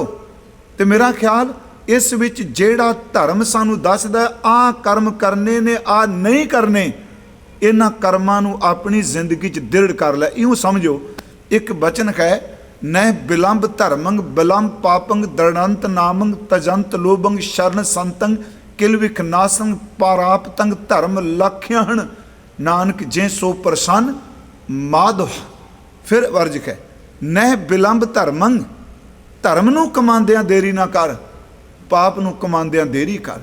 धर्म की है जी? कहन लगे दृढ़ंत नामंग, नाम नूं दृढ़ कर। ਲਾਲਚ ਦੀ ਬਿਰਤੀ ਨੂੰ ਤਿਆਗ ਦੇ, ਬੰਦਗੀ ਕਰਨ ਵਾਲਿਆਂ ਦੀ ਸ਼ਰਨ ਸਤ ਸੰਗਤ ਵਿੱਚ ਰਹੋ, ਸੰਤ ਸੰਗਤ ਵਿੱਚ ਰਹੋ। ਇਹ ਧਰਮ ਉਹਨਾਂ ਲੋਕਾਂ ਨੂੰ ਪ੍ਰਾਪਤ ਹੁੰਦਾ ਜਿਨ੍ਹਾਂ ਤੇ ਰੱਬ ਦੀ ਮਿਹਰ ਹੁੰਦੀ ਹੈ। ਸਤਿਗੁਰੂ ਇੱਥੇ ਕਹਿ ਰਹੇ ਨੇ, ਹਰ ਪਹਿਲੀ ਲਾਮ ਪ੍ਰਵਿਰਤੀ ਕਰਮ ਦਰੜਾਇਆ ਬਲਰਾਮ ਜੀਓ, ਬਾਣੀ ਬ੍ਰਹਮਾ ਵੇਦ। ਫਿਰ ਭੁੱਲੀਏ ਨਾ ਆਪਾਂ, ਮੈਂ ਵਾਰ-ਵਾਰ ਰਿਪੀਟ ਕਰ ਰਿਹਾ, ਸਾਡੇ ਲਈ ਬਾਣੀ ਹੀ ਬ੍ਰਹਮਾ ਕਾ ਵੇਦ ਹੈ। ਮਹਾਰਾਜ ਕਹਿੰਦੇ ਧਰਮ ਦ੍ਰਿੜ ਹੋ, ਧਰਮ ਨੂੰ ਦ੍ਰਿੜ ਕਰੋ, ਪਾਪ ਤਜਾਇਆ ਬਲਰਾਮ ਜੀਓ। ਇਹ ਜੇ ਧਰਮ ਦ੍ਰਿੜ ਕਰ ਲਾਂਗੇ ਤੇ ਪਾਪ ਤਜ ਜਾਣਗੇ, ਪਾਪ ਛੱਡ ਜਾਣਗੇ, ਖਹਿੜਾ ਛੱਡ ਜਾਣਗੇ, ਕਿਉਂਕਿ ਜਿੱਥੇ ਧਰਮ ਆ ਗਿਆ ਉੱਥੇ ਪਾਪ ਰਹਿਣਾ ਨਹੀਂ। ਮਹਾਰਾਜ ਸ਼ਬਦ ਵਰਤ ਰਿਹਾ, ਧਰਮ ਦ੍ਰਿੜ ਹੋ। ਫਿਰ ਸਮਤ ਦਿੰਦੇ ਪਿਆ, ਧਰਮ ਨੂੰ ਦ੍ਰਿੜ ਕਰੋ। ਕੀ ਦ੍ਰਿੜ ਕਰੋ? ਹਰ ਨਾਮ ਧਿਆਵੋ, ਪਾਰ ਬ੍ਰਹਮ ਪਰਮੇਸ਼ਵਰ ਦੇ ਨਾਮ ਨੂੰ ਧਿਆਵੋ। ਸੋ ਐਸਾ ਹਰ ਨਾਮ ਜਪੀਐ ਮਨ ਮੇਰੇ, ਜੋ ਅੰਤੀ ਅਵਸਰ ਲੈ ਛਡਾਏ। ਮਹਾਰਾਜ ਕਹਿੰਦੇ ਜਪ ਮਨ ਸਤਨਾਮ, ਸਦਾ ਸਤਨਾਮ, ਨਾਮ ਨੂੰ ਧਿਆਓ। ਧਰਮ ਦ੍ਰਿੜੋ, ਹਰ ਨਾਮ ਧਿਆਵੋ, ਸਿਮਰਤ ਨਾਮ ਦ੍ਰਿੜਾਇਆ। ਕੱਲ ਮੈਂ ਅਰਜ਼ ਕੀਤੀ ਸੀ, ਅਰਥ ਮੈਂ ਇਹ ਕੀਤੇ ਸਨ। ਸਿਮਰਤ ਦਾ ਅਰਥ ਹੈ ਸਿਮਰਤੀ, ਆਪਣਾ ਚੇਤਾ। ਟੀਕਾਕਾਰਾਂ ਨੇ ਅਰਥ ਕੀਤੇ ਨੇ, ਨਾਮ ਦ੍ਰਿੜ ਕਰਨਾ ਹੀ ਸਿਮਰਤੀ ਹੈ। ਆਪਣੇ ਚੇਤੇ ਵਿੱਚ ਨਾਮ ਨੂੰ ਦ੍ਰਿੜ ਕਰ ਲੈ, ਆਪਣੀ ਸਿਮਰਤੀ ਵਿੱਚ। ਸਿਮਰਤ ਨਾਮ ਦ੍ਰਿੜਾਇਆ। ਤੇ ਨਾਮ ਦਾ ਦਾਤਾ ਕੌਣ ਹੈ? ਸਤਿਗੁਰ। ਇਹ ਦੇਖੇ ਜੇ ਯਾਦ ਰੱਖਿਓ, ਜਿਵੇਂ ਪੰਜ ਖੰਡ ਦਾ ਪਾਠ ਕਰਨੇ ਨਾ, ਮੈਂ ਇੱਕ ਵਾਰ ਕਿਹਾ ਸੀ ਵੀ ਜਿਵੇਂ ਪੌੜੀ ਦਾ ਡੰਡਾ ਨਹੀਂ ਹੁੰਦਾ, ਇੱਕ ਡੰਡਾ ਦੂਜੇ ਤੱਕ, ਦੂਜਾ ਤੀਜੇ ਤੱਕ, ਇਸੇ ਤਰ੍ਹਾਂ ਪੰਜ ਖੰਡ ਇੱਕ ਇੱਕ ਡੰਡਾ ਅੱਗੇ ਪਕੜਾਈ ਜਾਂਦੇ ਨੇ। ਹੁਣ ਦੇਖੋ, ਧਰਮ ਖੰਡ ਖਤਮ ਹੁੰਦਾ ਤੇ ਗਿਆਨ ਖੰਡ ਸ਼ੁਰੂ ਹੋ ਜਾਂਦਾ। ਧਰਮ ਖੰਡ ਕਾ ਇਹੋ ਧਰਮ, ਗਿਆਨ ਖੰਡ ਕਾ ਆਖੋ ਕਰਮ।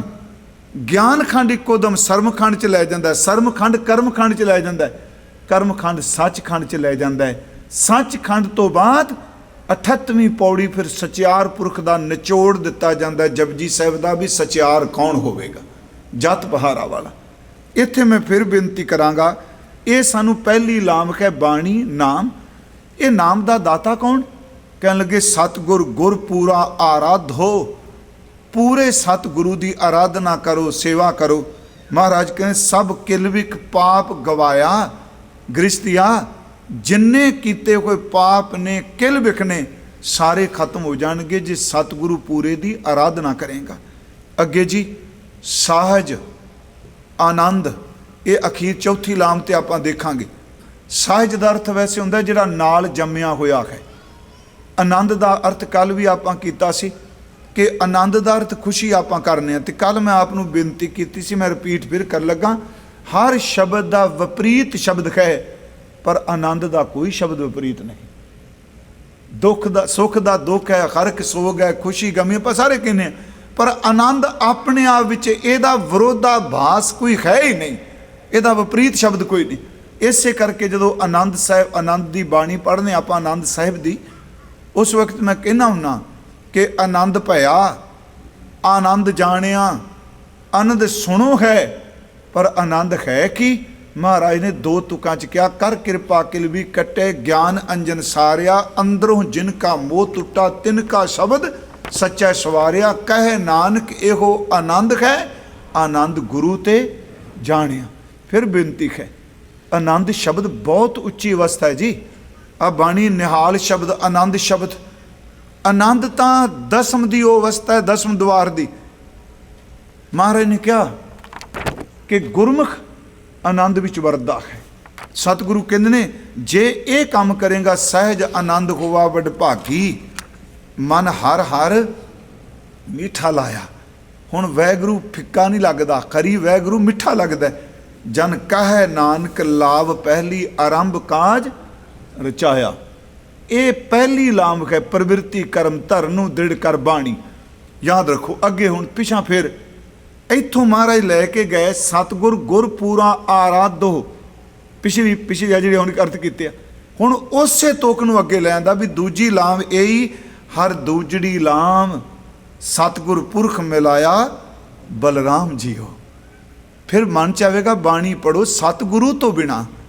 ਦੂਜੀ ਲਾਮ ਇਹ ਹੈ ਸਤਿਗੁਰ ਪੁਰਖ ਮਿਲਾਇਆ ਬਲਰਾਮ ਜੀਓ। ਉਸ ਕਰਤੇ ਪੁਰਖ ਨੇ उस अकाल पुरख ने तेरे बख्शिश की, तेनों सतगुरु दे नाल मिला दिता। ये दूजी लामक है। मैं फिर बेनती करांगा उस दिन तो, क्योंकि आप जी विसाखी का दिन मना रहे हो, क्योंकि अज अमृत की व्याख्या अपने अपने ढंग नाल कीती जा रही है, पर सच ये भी मैं हर साल कहना, तो आप ऐतवार नूं होला मल्ला तो विसाखी की गल ही करनी। ये परसों तक सतगुरु मेहर करे आप अर्थ कर लांगे। टाइम थोड़ा 5-7 मिनट जे वध भी लिया तो जर जो 4 कुछ दिन ही ने बस। वेखो अमृत की है, आप बड़ी बड़ी व्याख्या की। कोई शरीर ऐसा नहीं जिहदे च अमृत नहीं। इत्थों तक कि मनमुख बंदे विच भी अमृत है।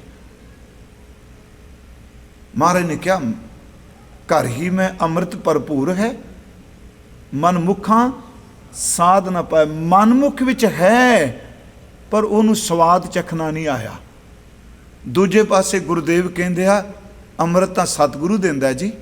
जिस जालिद कारण तुम जग आए सो अमृत गुरते पाही जियो। अमृत पिया सतगुरु दिया अवर न जाना दुआ तिया। फिर अगली गल अमृत तो शरीर विच है। मेरी अर्ज है जिस दिन पंजां नूं अमृत की दात दिती, क्योंकि इहदी व्याख्या गुरु नानक साहब की गुरमत तो हट के ना करिए। नहीं जी अमृत वाली गल तो उस वक्त सी जिवें अजकल उत्थे भारत च कहिंदे आ, ये तो उस वक्त की लोड़ सी जी, शस्त्रधारी चाहिए सी तां अमृत छकाया। वो होला मल्ला ही कला कर लेंदे, अमृत क्यों छका दिता?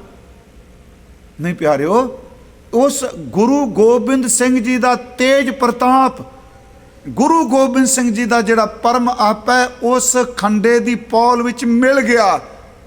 वो मिलिया होया पंजां च पा दिता, पंजां ने फिर गुरु नूं दिता। पर याद रखियो वो 5 जो सिरजे उन्हां पंजां विच अज तक गुरु गोबिंद सिंह का तेज प्रताप वरदा, पर शर्त पंजां का जीवन रहत मर्यादा अनुसार होवे। 5 केवल गिनती दे नहीं, ये सब तो वड्डी गल है जी। 5 विचों किरपा कीती। इत्थे महाराज कहंदे ने तू दूजी लाम वे सतगुरु पुरख का मिलाप हो जाना। हर दूजड़ी लाम सतगुरु पुरख मिलाया बलराम जी। प्रभु जी मैं कुर्बान जावां सतगुरु पुरख। चलो मैं पुरख दे अर्थ वैसे वैगुरु कर दिते आ। सतपुरख जिन जानिया सतगुरु तिसका नाम तिसकै संग सिख उदरै नानक हर गुण गाओ। क्योंकि गुरमत दा सीधा निचोड़ ये वे कि असी जुड़ते सीधे आ कहने आप परमात्मा नूं मानने आ, वैगुरु जी नूं मानने। पर मैं एक बार कहा सी कि गुरु ग्रंथ साहिब च सैकड़े वारी इस मंगल नूं दर्ज कर देना एक ओंकार सतगुर प्रसाद। उन्हां भगतां दी बाणी ते दर्ज कर देना जिन्हां ने एक ओंकार लफ्ज़ भी नहीं वरतिया। उहदा मतलब ये सी बाणी पढ़न वालिया उस एक तक तां पहुँचेगा जे सतगुरु की कृपा होवेगी। तां सतगुरु पुरख दा मिलाप किन्ने खुशकिस्मतां जी।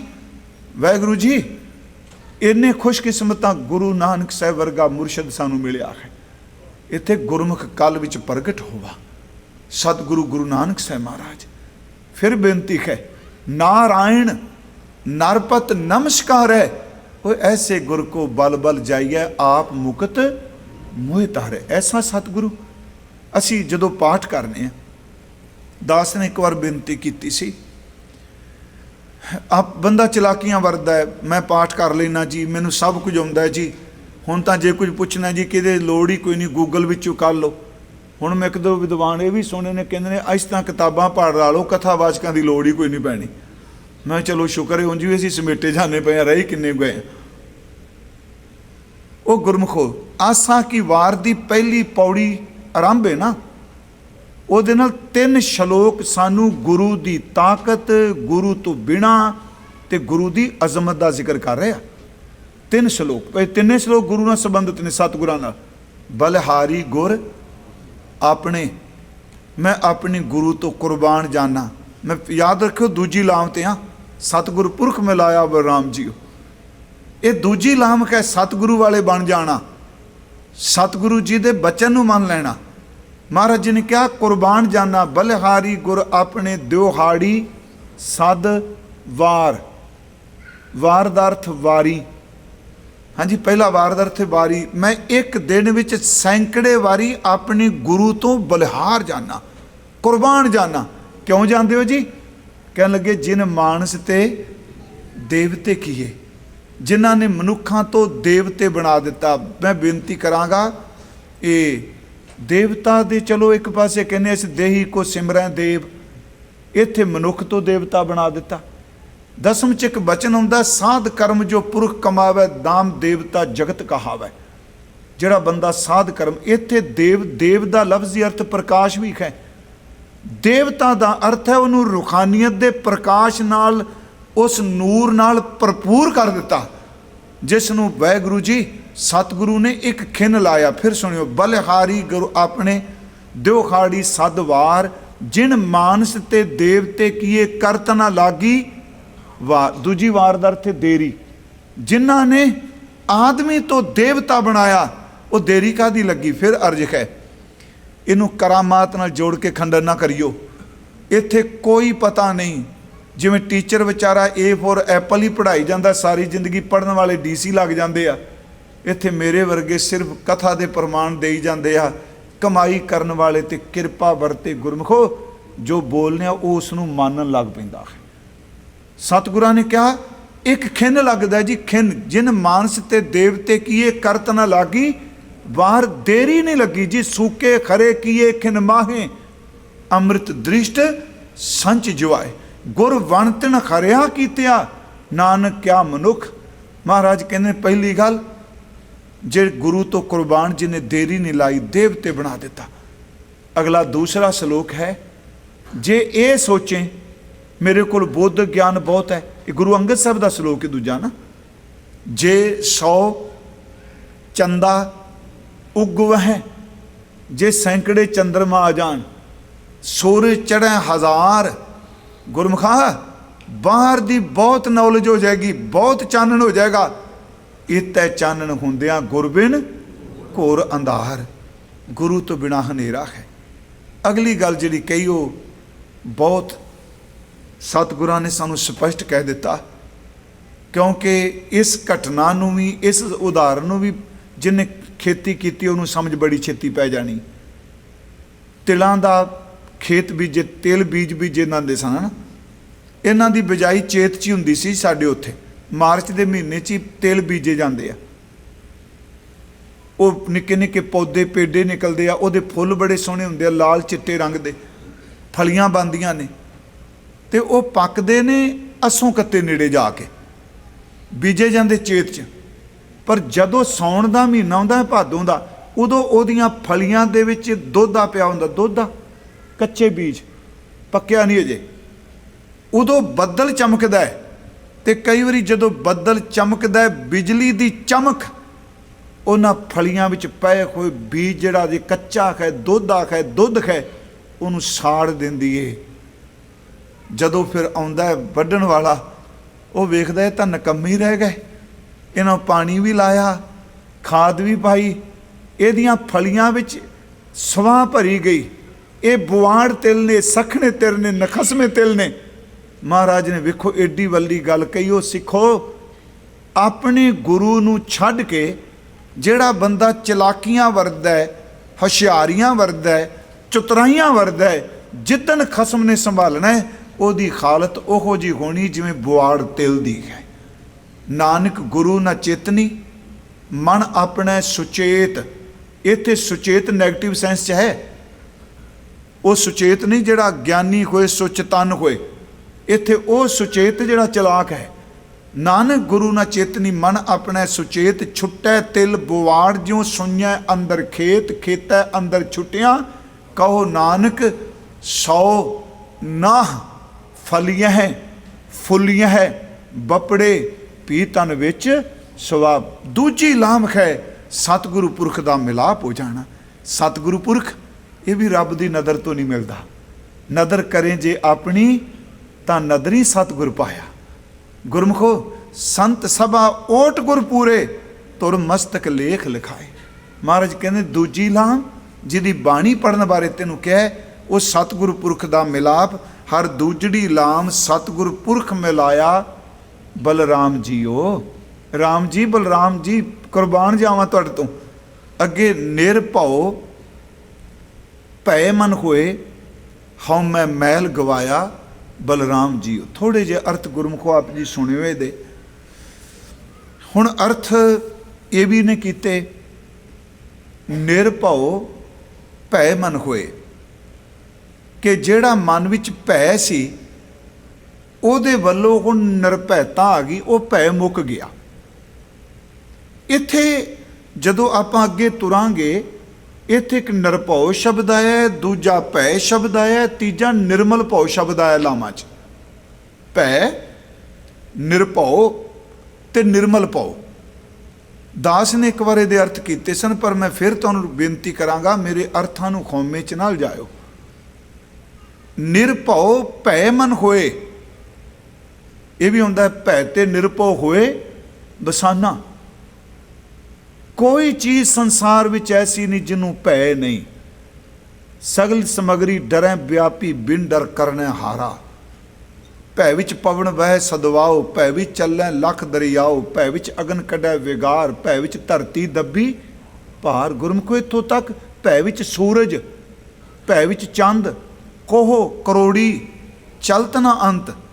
ਗੱਲ ਹੀ ਮੁਕਾ ਦਿੱਤੀ। ਸਗਲਿਆਂ ਭਉ ਲਿਖਿਆ ਸਿਰਲੇਖ, ਨਾਨਕ ਨਿਰਭਉ ਨਿਰੰਕਾਰ ਸੱਚ ਏਕ। ਹਰ ਚੀਜ਼ ਭੈ ਵਿੱਚ ਹੈ। ਥੋੜਾ ਜਿਹਾ ਇਸ ਬੇਨਤੀ ਨੂੰ ਸੁਣਿਓ। ਸਤਿਗੁਰ ਪੁਰਖ ਮਿਲ ਗਿਆ। ਨਿਰਭਉ ਭੈ ਮਨ ਹੋਏ, ਅਰਥ ਇਹ ਕੀਤੇ ਗਏ ਕਿ ਭੈ ਤੋਂ ਮੁਕਤ ਹੋ ਕੇ ਨਿਰਭਉ ਹੋ ਗਿਆ। ਨਹੀਂ ਪਿਆਰਿਓ, ਇਹਦੇ ਅਨਵੈ ਅਰਥ ਕਰਕੇ ਦੇਖੀਏ। ਨਿਰਭਉ ਭੈ ਮਨ ਹੋਏ, ਭੈ ਮਨ ਹੋਏ। ਜਿਸ ਦਿਨ ਤੇਰੇ ਅੰਦਰ ਪਰਮਾਤਮਾ ਦਾ ਭੈ ਪੈਦਾ ਹੋ ਜਾਏਗਾ, ਦੁਨੀਆ ਤੋਂ ਡਰਨ ਵਾਲਿਆ ਤੂੰ ਹਮੇਸ਼ਾ ਪਛਤਾਵੇ 'ਚ ਰਹੇਗਾ, ਅੰਦਰੋਂ ਤੋਖਲੇ 'ਚ ਰਹੇਗਾ।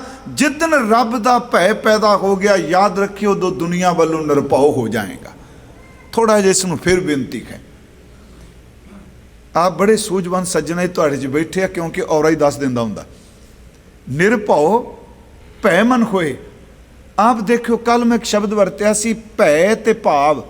ਸਾਰੀ ਗੁਰਬਾਣੀ 'ਚ ਦੁਨੀਆ ਦੇ ਭੈ ਵਿੱਚੋਂ, ਜਦੋਂ ਦੁਨੀਆ ਦਾ ਡਰ ਲੱਗਦਾ ਨਾ, ਭੈ ਬੜੀ ਭੈੜੀ ਚੀਜ਼। ਉਂਝ ਵੈਸੇ ਡਾਕਟਰ ਨੇਕੀ ਸਾਹਿਬ ਕਹਿੰਦੇ ਨੇ 3 ਤਰ੍ਹਾਂ ਦਾ ਭੈ।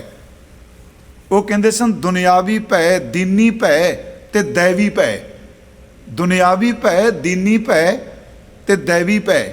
ਉਂਝ ਵੈਸੇ ਸਿੱਧੇ ਜੇ ਅਰਥ ਬਾਣੀ ਅਨੁਸਾਰ ਕਰੋ, ਇੱਕ ਮੈਲਾ ਭੈ ਤੇ ਇੱਕ ਨਿਰਮਲ ਭੈ। ਕੋਈ ਬੰਦਾ ਐਸਾ ਨਹੀਂ ਜਦੋਂ ਭੈ ਅੰਦਰ ਬੈਠ ਜਾਂਦਾ ਹੈ, ਇਹ ਇੱਕ ਬਿਮਾਰੀ ਵੀ ਹੈ। ਬੰਦਾ ਡਿਪਰੈਸ਼ਨ ਚਲਾ ਜਾਂਦਾ ਹੈ, ਨਿੱਕੀ ਨਿੱਕੀ ਗੱਲ ਤੋਂ ਡਰਨ ਲੱਗ ਪੈਂਦਾ ਹੈ, ਹਮੇਸ਼ਾ ਨੈਗੇਟਿਵ ਸੋਚਦਾ ਹੈ। ਸੱਚੀ ਮੁੱਚੀ ਵਾਪਰਦਾ ਜੀ। ਉਹ ਇੰਨਾ ਕੁ ਅੰਦਰ ਅਸਰ ਕਰ ਜਾਂਦੀ ਉਹ ਗੱਲ ਕਿ ਭੈ ਅੰਦਰ ਨੂੰ ਹਿੱਲਣ ਨਹੀਂ ਦਿੰਦਾ। ਪਰ ਜਿੱਥੇ ਦੁਨੀਆ ਦਾ ਭੈ ਹੋਵੇਗਾ, ਉਹਦਾ ਅੰਤ ਖੇੜਾ ਨਹੀਂ ਹੋਵੇਗਾ, ਉਹਦਾ ਅੰਤ ਚਿੰਤਾ, ਉਹਦਾ ਅੰਤ ਸੁਸਾਈਡ, ਉਹਦਾ ਅੰਤ ਦੁਨੀਆ ਤੋਂ ਟੁੱਟ ਜਾਣਾ ਹੋਵੇਗਾ। ਜਿੱਥੇ ਵਾਹਿਗੁਰੂ ਜੀ ਦਾ ਭੈ ਆ ਜਾਏਗਾ, ਨਿਰਮਲ ਭਉ ਆ ਜਾਏਗਾ, ਉਹਦਾ ਅਗਲਾ ਸਟੈਪ ਜਿਹੜਾ ਉਹ ਪ੍ਰੇਮ ਹੋਵੇਗਾ। ਜਿੱਥੇ ਪ੍ਰੇਮ ਆ ਜਾਏਗਾ, ਉੱਥੇ ਵਾਹਿਗੁਰੂ ਜੀ ਦਾ ਮਿਲਾਪ ਹੋਵੇਗਾ। ਇਸ ਨੂੰ ਥੋੜਾ ਜਿਹਾ ਸੁਣਿਓ ਜੀ। ਗੁਰੂ ਸਾਹਿਬ ਨੂੰ ਪੁੱਛੀਏ, ਆਪਾਂ ਕਹਿੰਦੇ ਆ ਵੀ ਡਰੋ ਨਾ। ਕਬੀਰ ਸਾਹਿਬ ਕਹਿੰਦੇ ਮੈਂ ਤਾਂ ਸ਼ੁਕਰਾਨੇ ਦੀ ਅਰਦਾਸ ਕਰਨਾ, ਮੈਨੂੰ ਡਰਨਾ ਆ ਗਿਆ। ਕਬੀਰ ਭਲੀ ਭਈ, ਭਲਾ ਹੋਇਆ ਚੰਗਾ ਹੋਇਆ, ਮੇਰੇ ਅੰਦਰ ਭੈ ਪੈਦਾ ਹੋ। ਕਬੀਰ ਭਲੀ ਭਈ ਜੋ ਭਉ ਭਰਿਆ, ਦਿਸ਼ਾ ਗਈ ਸਭ ਭੂਲ, ਔਰਾ ਗਰ ਪਾਣੀ ਭਇਆ, ਜਾਏ ਮਿਲਿਓ ਟਲ ਕੂਲ। ਮੈਂ ਖੁਸ਼ਕਿਸਮਤ ਹਾਂ, ਮੇਰੇ ਅੰਦਰ ਭੈ ਪੈਦਾ ਹੋ ਗਿਆ। ਜਿੱਦਣ ਦਾ ਨਿਰਮਲ ਭਉ ਵਾਹਿਗੁਰੂ ਦਾ ਅਦਬ ਪੈਦਾ ਹੋਇਆ, ਉਦਣ ਦੇ ਬਾਕੀ ਜਿੰਨੀ ਭਟਕਣਾ ਸੀ ਮਨ ਦੀ, ਖੱਬੇ ਸੱਜੇ ਮੁੱਕ ਗਈ। ਕਿਉਂ? ਕਿਉਂਕਿ ਡੱਡਾ ਡਰ ਉਪਜੈ ਡਰ ਜਾਈ, ਤਾਂ ਡਰ ਮੈਂ ਡਰ ਰਿਹਾ ਸਮਾਈ, ਜੋ ਡਰ ਡਰੈ ਤਾਂ ਫਿਰ ਡਰ ਲੱਗ ਗਏ, ਨਿਡਰ ਹੁਆ ਡਰ ਉਰ ਹੋਏ ਭਾਗੈ। ਜਿੱਦਣ ਪਰਮਾਤਮਾ ਦਾ ਡਰ ਪੈਦਾ ਹੋ ਜਾਏ, ਉਦਣ ਬੰਦਾ ਦੁਨੀਆ ਦੇ ਡਰ ਤੋਂ ਮੁਕਤ ਹੋ ਜਾਂਦਾ ਹੈ। ਇੱਥੇ ਸੱਚੀ ਏਵੇ, ਕੈਮਰਿਆਂ ਤੋਂ ਡਰ ਲੱਗਦਾ ਹੈ, ਬੰਦਿਆਂ ਦੀਆਂ ਅੱਖਾਂ ਤੋਂ ਡਰ ਲੱਗਦਾ ਹੈ। ਜੇ ਬੰਦਾ ਆਪਣੇ ਆਪ ਨੂੰ ਵਾਹਿਗੁਰੂ ਦੇ ਭੈ ਵਿੱਚ ਲੈ ਜਾਏ, ਗੁਰਮੁਖੋ ਜਿੱਥੇ ਭੈ ਹੋਵੇਗਾ, ਭਉ ਹੋਵੇਗਾ, ਉੱਥੇ ਭਾਵਨਾ ਆਉਣੀ ਆਉਣੀ। ਮੈਂ ਇਹਦੇ ਅਰਥ ਥੋੜ੍ਹੇ ਜਿਹੇ ਹੋਰ ਕਰ ਦਿਆਂ। ਜਿੱਥੇ ਮੈਲਾ ਭੈ ਹੈ ਨਾ ਜੀ, ਉੱਥੇ ਨਫ਼ਰਤ ਹੈ, ਉੱਥੇ ਦੂਰੀ ਹੈ। ਸਿੱਧੀ ਗੱਲ। ਜੇ ਮੰਨ ਲਓ ਬੱਚੇ ਨੂੰ ਬੰਦਾ ਝਿੜਕਦਾ, ਰੋਜ਼ ਝਿੜਕੀ ਜਾਂਦਾ, ਮੈਲੇ ਭੈ ਨਾਲ ਡਰਾਈ ਜਾਂਦਾ, ਇੱਕ ਦਿਨ ਆਵੇਗਾ ਉਹ ਦੂਰੀ ਬਣਾ ਲਏਗਾ। ਉਹ ਫਿਰ ਮੂੰਹ ਤੇ ਬੋਲ ਕੇ ਕਹੇਗਾ ਅੱਜ ਤੱਕ ਮੈਂ ਦੱਬ ਕੇ ਰਿਹਾ, ਅੱਜ ਤੋਂ ਬਾਅਦ ਮੈਂ ਤੁਹਾਡੀ ਪਰਵਾਹ ਨਹੀਂ ਕਰਨੀ। ਜੇ ਅਦਬ 'ਚ ਰਹੇਗਾ ਨਾ, ਉਹ ਮੁਹੱਬਤ ਕਰੇਗਾ। ਫਿਰ ਬੇਨਤੀ ਸੁਣੋ, ਜਿੱਥੇ ਮੈਲਾ ਪੈ ਹੋਵੇਗਾ ਉੱਥੇ ਦੂਰੀ ਹੋਵੇਗੀ, ਜਿੱਥੇ ਨਿਰਮਲ ਭਾਵ ਆ ਜਾਏਗਾ ਨਾ, ਉੱਥੇ ਦੂਰੀ ਨਹੀਂ ਹੋਵੇਗੀ, ਉੱਥੇ ਪਿਆਰ ਬਣੇਗਾ। ਨੱਚਨ ਕੁੱਦਨ ਮਨ ਕਾ ਚਾਓ, ਨਾਨਕ ਜਿਨ ਮਨ ਭਾਓ ਤਿਨਾ ਮਨ ਪਾਓ। ਜਿਨ੍ਹਾਂ ਦੇ ਅੰਦਰ ਭਾਵ ਹੈ ਉਹਨਾਂ ਅੰਦਰ ਹੀ ਭਾਵ ਹੈ, ਜਿੱਥੇ ਪਰਮਾਤਮਾ ਦਾ ਭੈ ਹੈ। ਗੁਰਮਖੋ, ਇੱਕ ਸ਼ਲੋਕ ਬਾਬਾ ਫਰੀਦ ਸਾਹਿਬ ਦਾ ਹੈ, ਕਿਉਂਕਿ ਦੂਜੀ ਲਾਮ ਹੈ, ਜੇ ਭੈ ਤੋਂ ਮੁਕਤ ਹੋਣਾ ਹੈ ਤੇ ਪਰਮਾਤਮਾ ਦੇ ਭੈ 'ਚ ਜੀ, ਜੇ ਨਿਰਭਉ ਹੋਣਾ ਤੇ ਉਹਦੇ ਭੈ 'ਚ ਜੀ, ਉਹਦਾ ਕੁੰਡਾ ਤੇਰੇ ਸਿਰ ਤੇ ਹੋਵੇ। ਗੁਰੂ ਗ੍ਰੰਥ ਸਾਹਿਬ ਜਿਹੜਾ ਸ਼ਲੋਕ ਹੈ, ਰਤੀ ਰਤ ਨਾ ਨਿਕਲੇ ਜੇ ਤਨ ਚੀਰੈ ਕੋਏ, ਜੋ ਤਨ ਰਤੇ ਰੱਬ ਸਿਉ ਤੇ ਤਨ ਰਤ ਨਾ ਹੋਏ। ਉਹਦੇ ਵਿੱਚ ਇੱਕ ਬਚਨ ਆਉਂਦਾ, ਇਹ ਤਨ ਸਭੋ ਰਤ ਹੈ, ਰਤ ਬਿਨ ਤਨ ਨਾ ਹੋਏ, ਜੋ ਸ਼ੈ ਰਤੇ ਆਪਣੇ ਤਿਤ ਤਨ ਲੋਭ ਰਤ ਨਾ ਹੋਏ। ਭੈ ਭੈ ਪੈ ਤਨ ਖੀਣ ਹੋਏ, ਲੋਭ ਰਤ ਵਿੱਚੋਂ ਜਾਏ, ਜਿਉ ਬੈਸੰਤਰ ਧਾਤ ਸੁਧ ਹੋਏ, ਤੂੰ ਹਰ ਕਾ ਭਉ ਦੁਰਮਤ ਮੈਲ ਗਵਾਏ। ਉਦਾਹਰਨ ਕੀ ਦਿੱਤੀ, ਜਿਵੇਂ ਮੈਲਾ ਸੋਨਾ ਕੋਠਾਲੀ ਵਿੱਚ ਪਾ ਦਿਓ, ਥੱਲਿਓਂ ਅੱਗ ਲਾਓ ਤੇ ਅੱਗ ਉਸ ਮੈਲੇ ਸੋਨੇ ਦੀ ਮੈਲ ਨੂੰ ਸਾੜ ਕੇ ਸ਼ੁੱਧ ਕਰ ਦਿੰਦੀ ਏ। ਜਿੰਨਾ ਮਰਜੀ ਮੈਲਾ ਮਨ ਹੋਵੇ, ਜਿਹਦੇ ਅੰਦਰ ਵਾਹਿਗੁਰੂ ਜੀ ਦੇ ਭੈ ਦੀ ਅੱਗ ਲੱਗ ਜਾਏ ਨਾ, ਉਹਦੇ ਅੰਦਰੋਂ ਮੈਲ ਸੜ ਜਾਂਦੀ ਹੈ ਤੇ ਮਨ ਸ਼ੁੱਧ ਹੋ ਜਾਂਦਾ ਹੈ। ਗੁਰੂ ਸਾਹਿਬ ਜੀ ਇੱਥੇ ਸ਼ਬਦ ਵਰਤ ਰਿਹਾ ਕਿ ਭੈ, ਉਹ ਨਿਰਮਲ ਭਾਉ, ਉਸ ਡਰ ਵਿੱਚ ਸਾਰੇ ਡਰ ਸਮਾ ਜਾਂਦੇ ਆ। ਹਰ ਦੂਜੜੀ ਲਾਮ ਸਤਿਗੁਰ ਪੁਰਖ ਮਿਲਾਇਆ ਬਲਰਾਮ ਜੀਓ, ਨਿਰਭਉ ਭੈ ਮਨ ਹੋਏ, ਅੰਦਰ ਦੈਵੀ ਭੈ ਆ ਗਿਆ। ਆ ਗੁਰਬਾਣੀ ਦਾ ਭੈ ਹੈ, ਸ਼ਬਦ ਦਾ ਭੈ ਹੈ। ਮਹਾਰਾਜ ਕਹਿੰਦੇ ਨੇ ਫਿਰ ਕੀ ਹੋਇਆ, ਖੌਮੈ ਮੈਲ ਗਵਾਇਆ ਬਲਰਾਮ ਜੀਓ। ਜਿੱਥੇ ਨਿਰਮਲ ਭਾਉ ਆਵੇਗਾ, ਮੈਂ ਉਹਨੇ ਸ਼ਬਦ ਵਰਤਿਆ, ਤੂੰ ਹਰ ਕਾ ਭਾਉ ਦੁਰਮਤ ਮੈਲ ਗਵਾਇਆ। ਇਹ ਵੀ ਤਾਂ ਹਉਮੈ ਵੀ ਤਾਂ ਮੈਲ ਹੈ। ਸਤਿਗੁਰੂ ਕਹਿੰਦੇ ਜਿੱਥੇ ਨਿਰਮਲ ਭਾਉ ਆ ਗਿਆ, ਵਾਹਿਗੁਰੂ ਜੀ ਦਾ ਅਦਬ ਆ ਗਿਆ, ਉੱਥੇ ਜਿਹੜੀ ਅੰਦਰ ਦੀ ਖੌਮੇ ਦੀ ਮੈਲ ਹੈ ਨਾ ਜੀ, ਉਹ ਗਵਾਚ ਜਾਏਗੀ, ਉਹ ਖਤਮ ਹੋ ਜਾਏਗੀ। ਸੋਹਣੇ ਪ੍ਰਭੂ ਜੀ, ਫਿਰ ਅਰਜ ਹੈ, ਹਉਮੈ ਇਹ ਵੀ ਬੜਾ ਗਹਿਰਾ ਸਬਜੈਕਟ ਹੈ।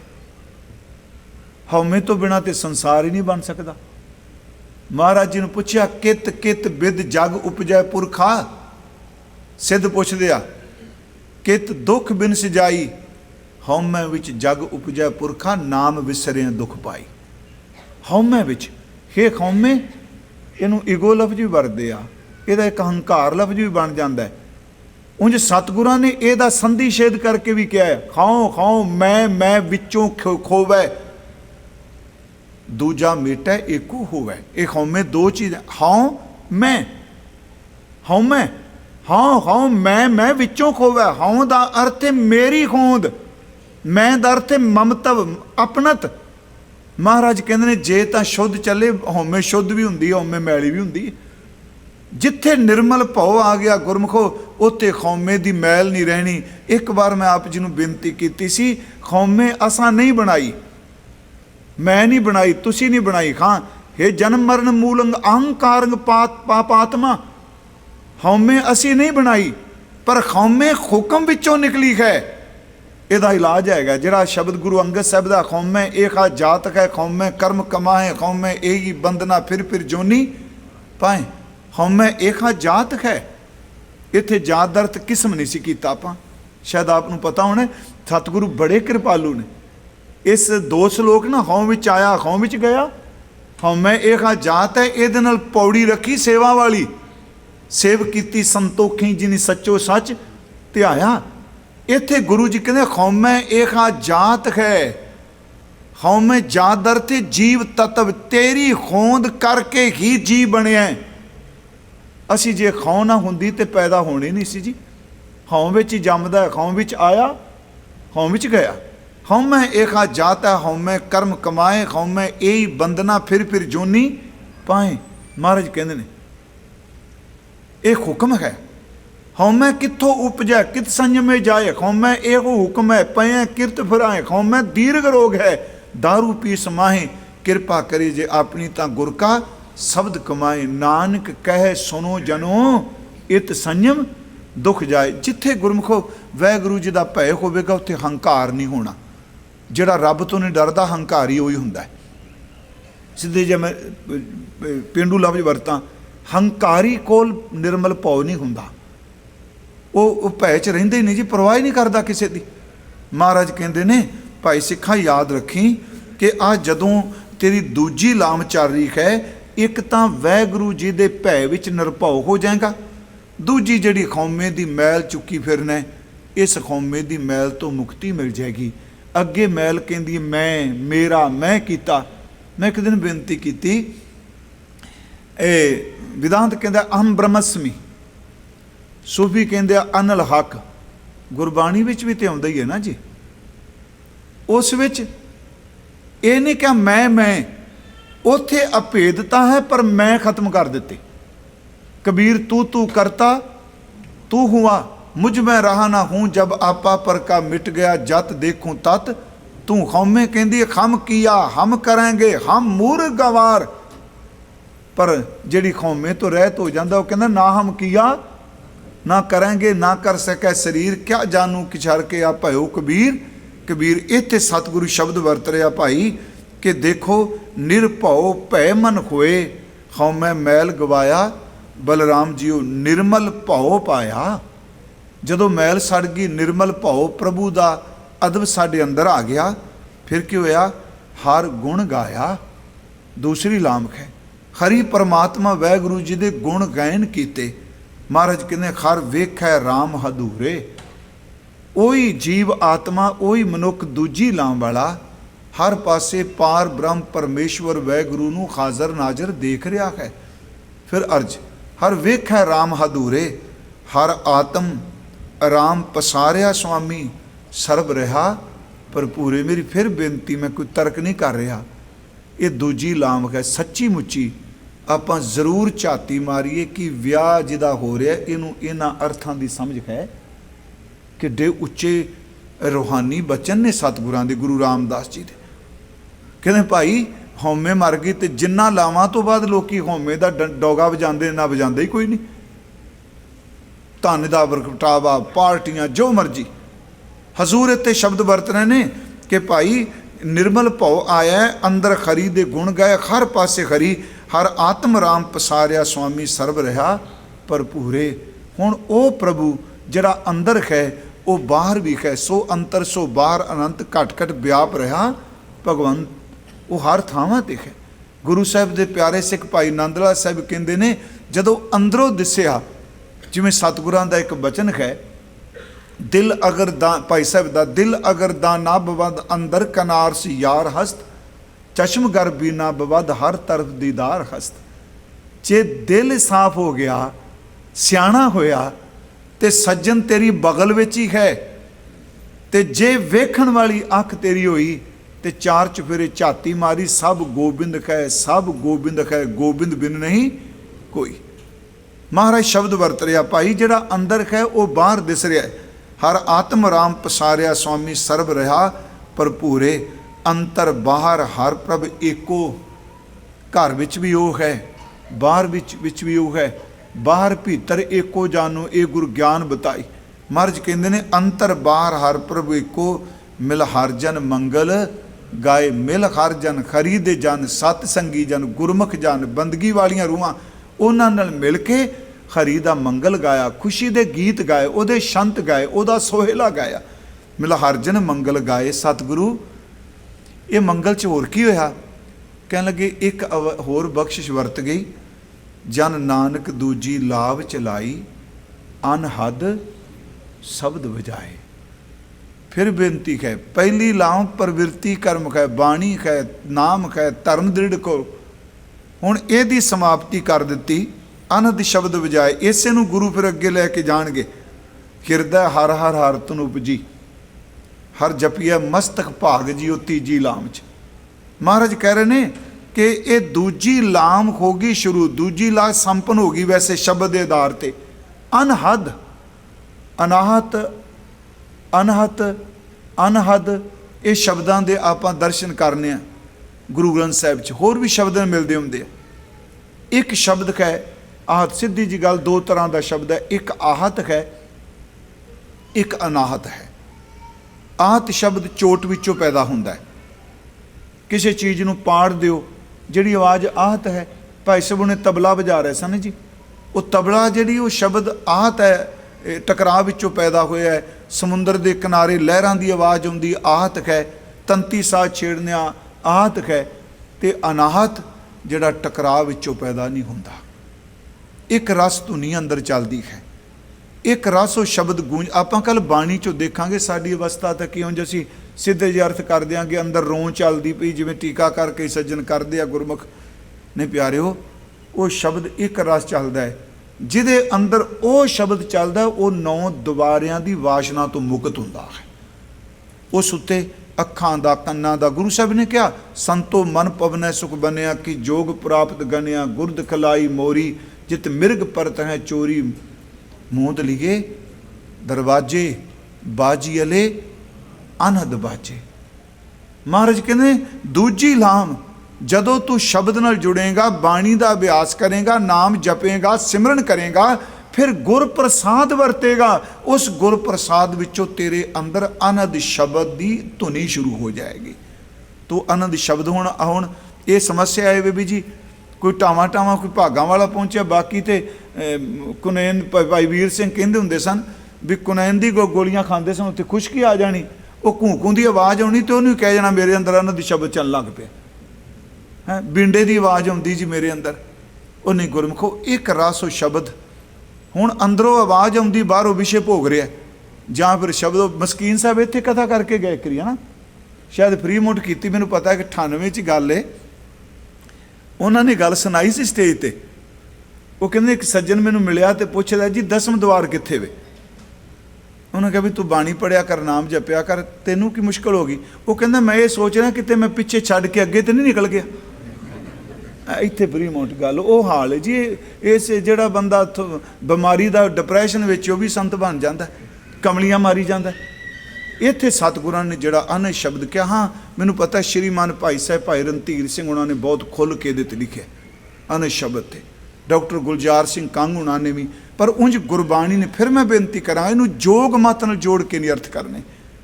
जदों गुर प्रसाद वरदा उहदे सामने किहड़ियां साधनावां। बाकी विचार आपां इसे लड़ी नूं कल जारी रखांगे जी।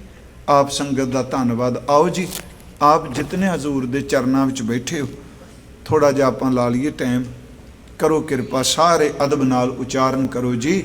सतनाम वाहे गुरु, सतनाम वाहे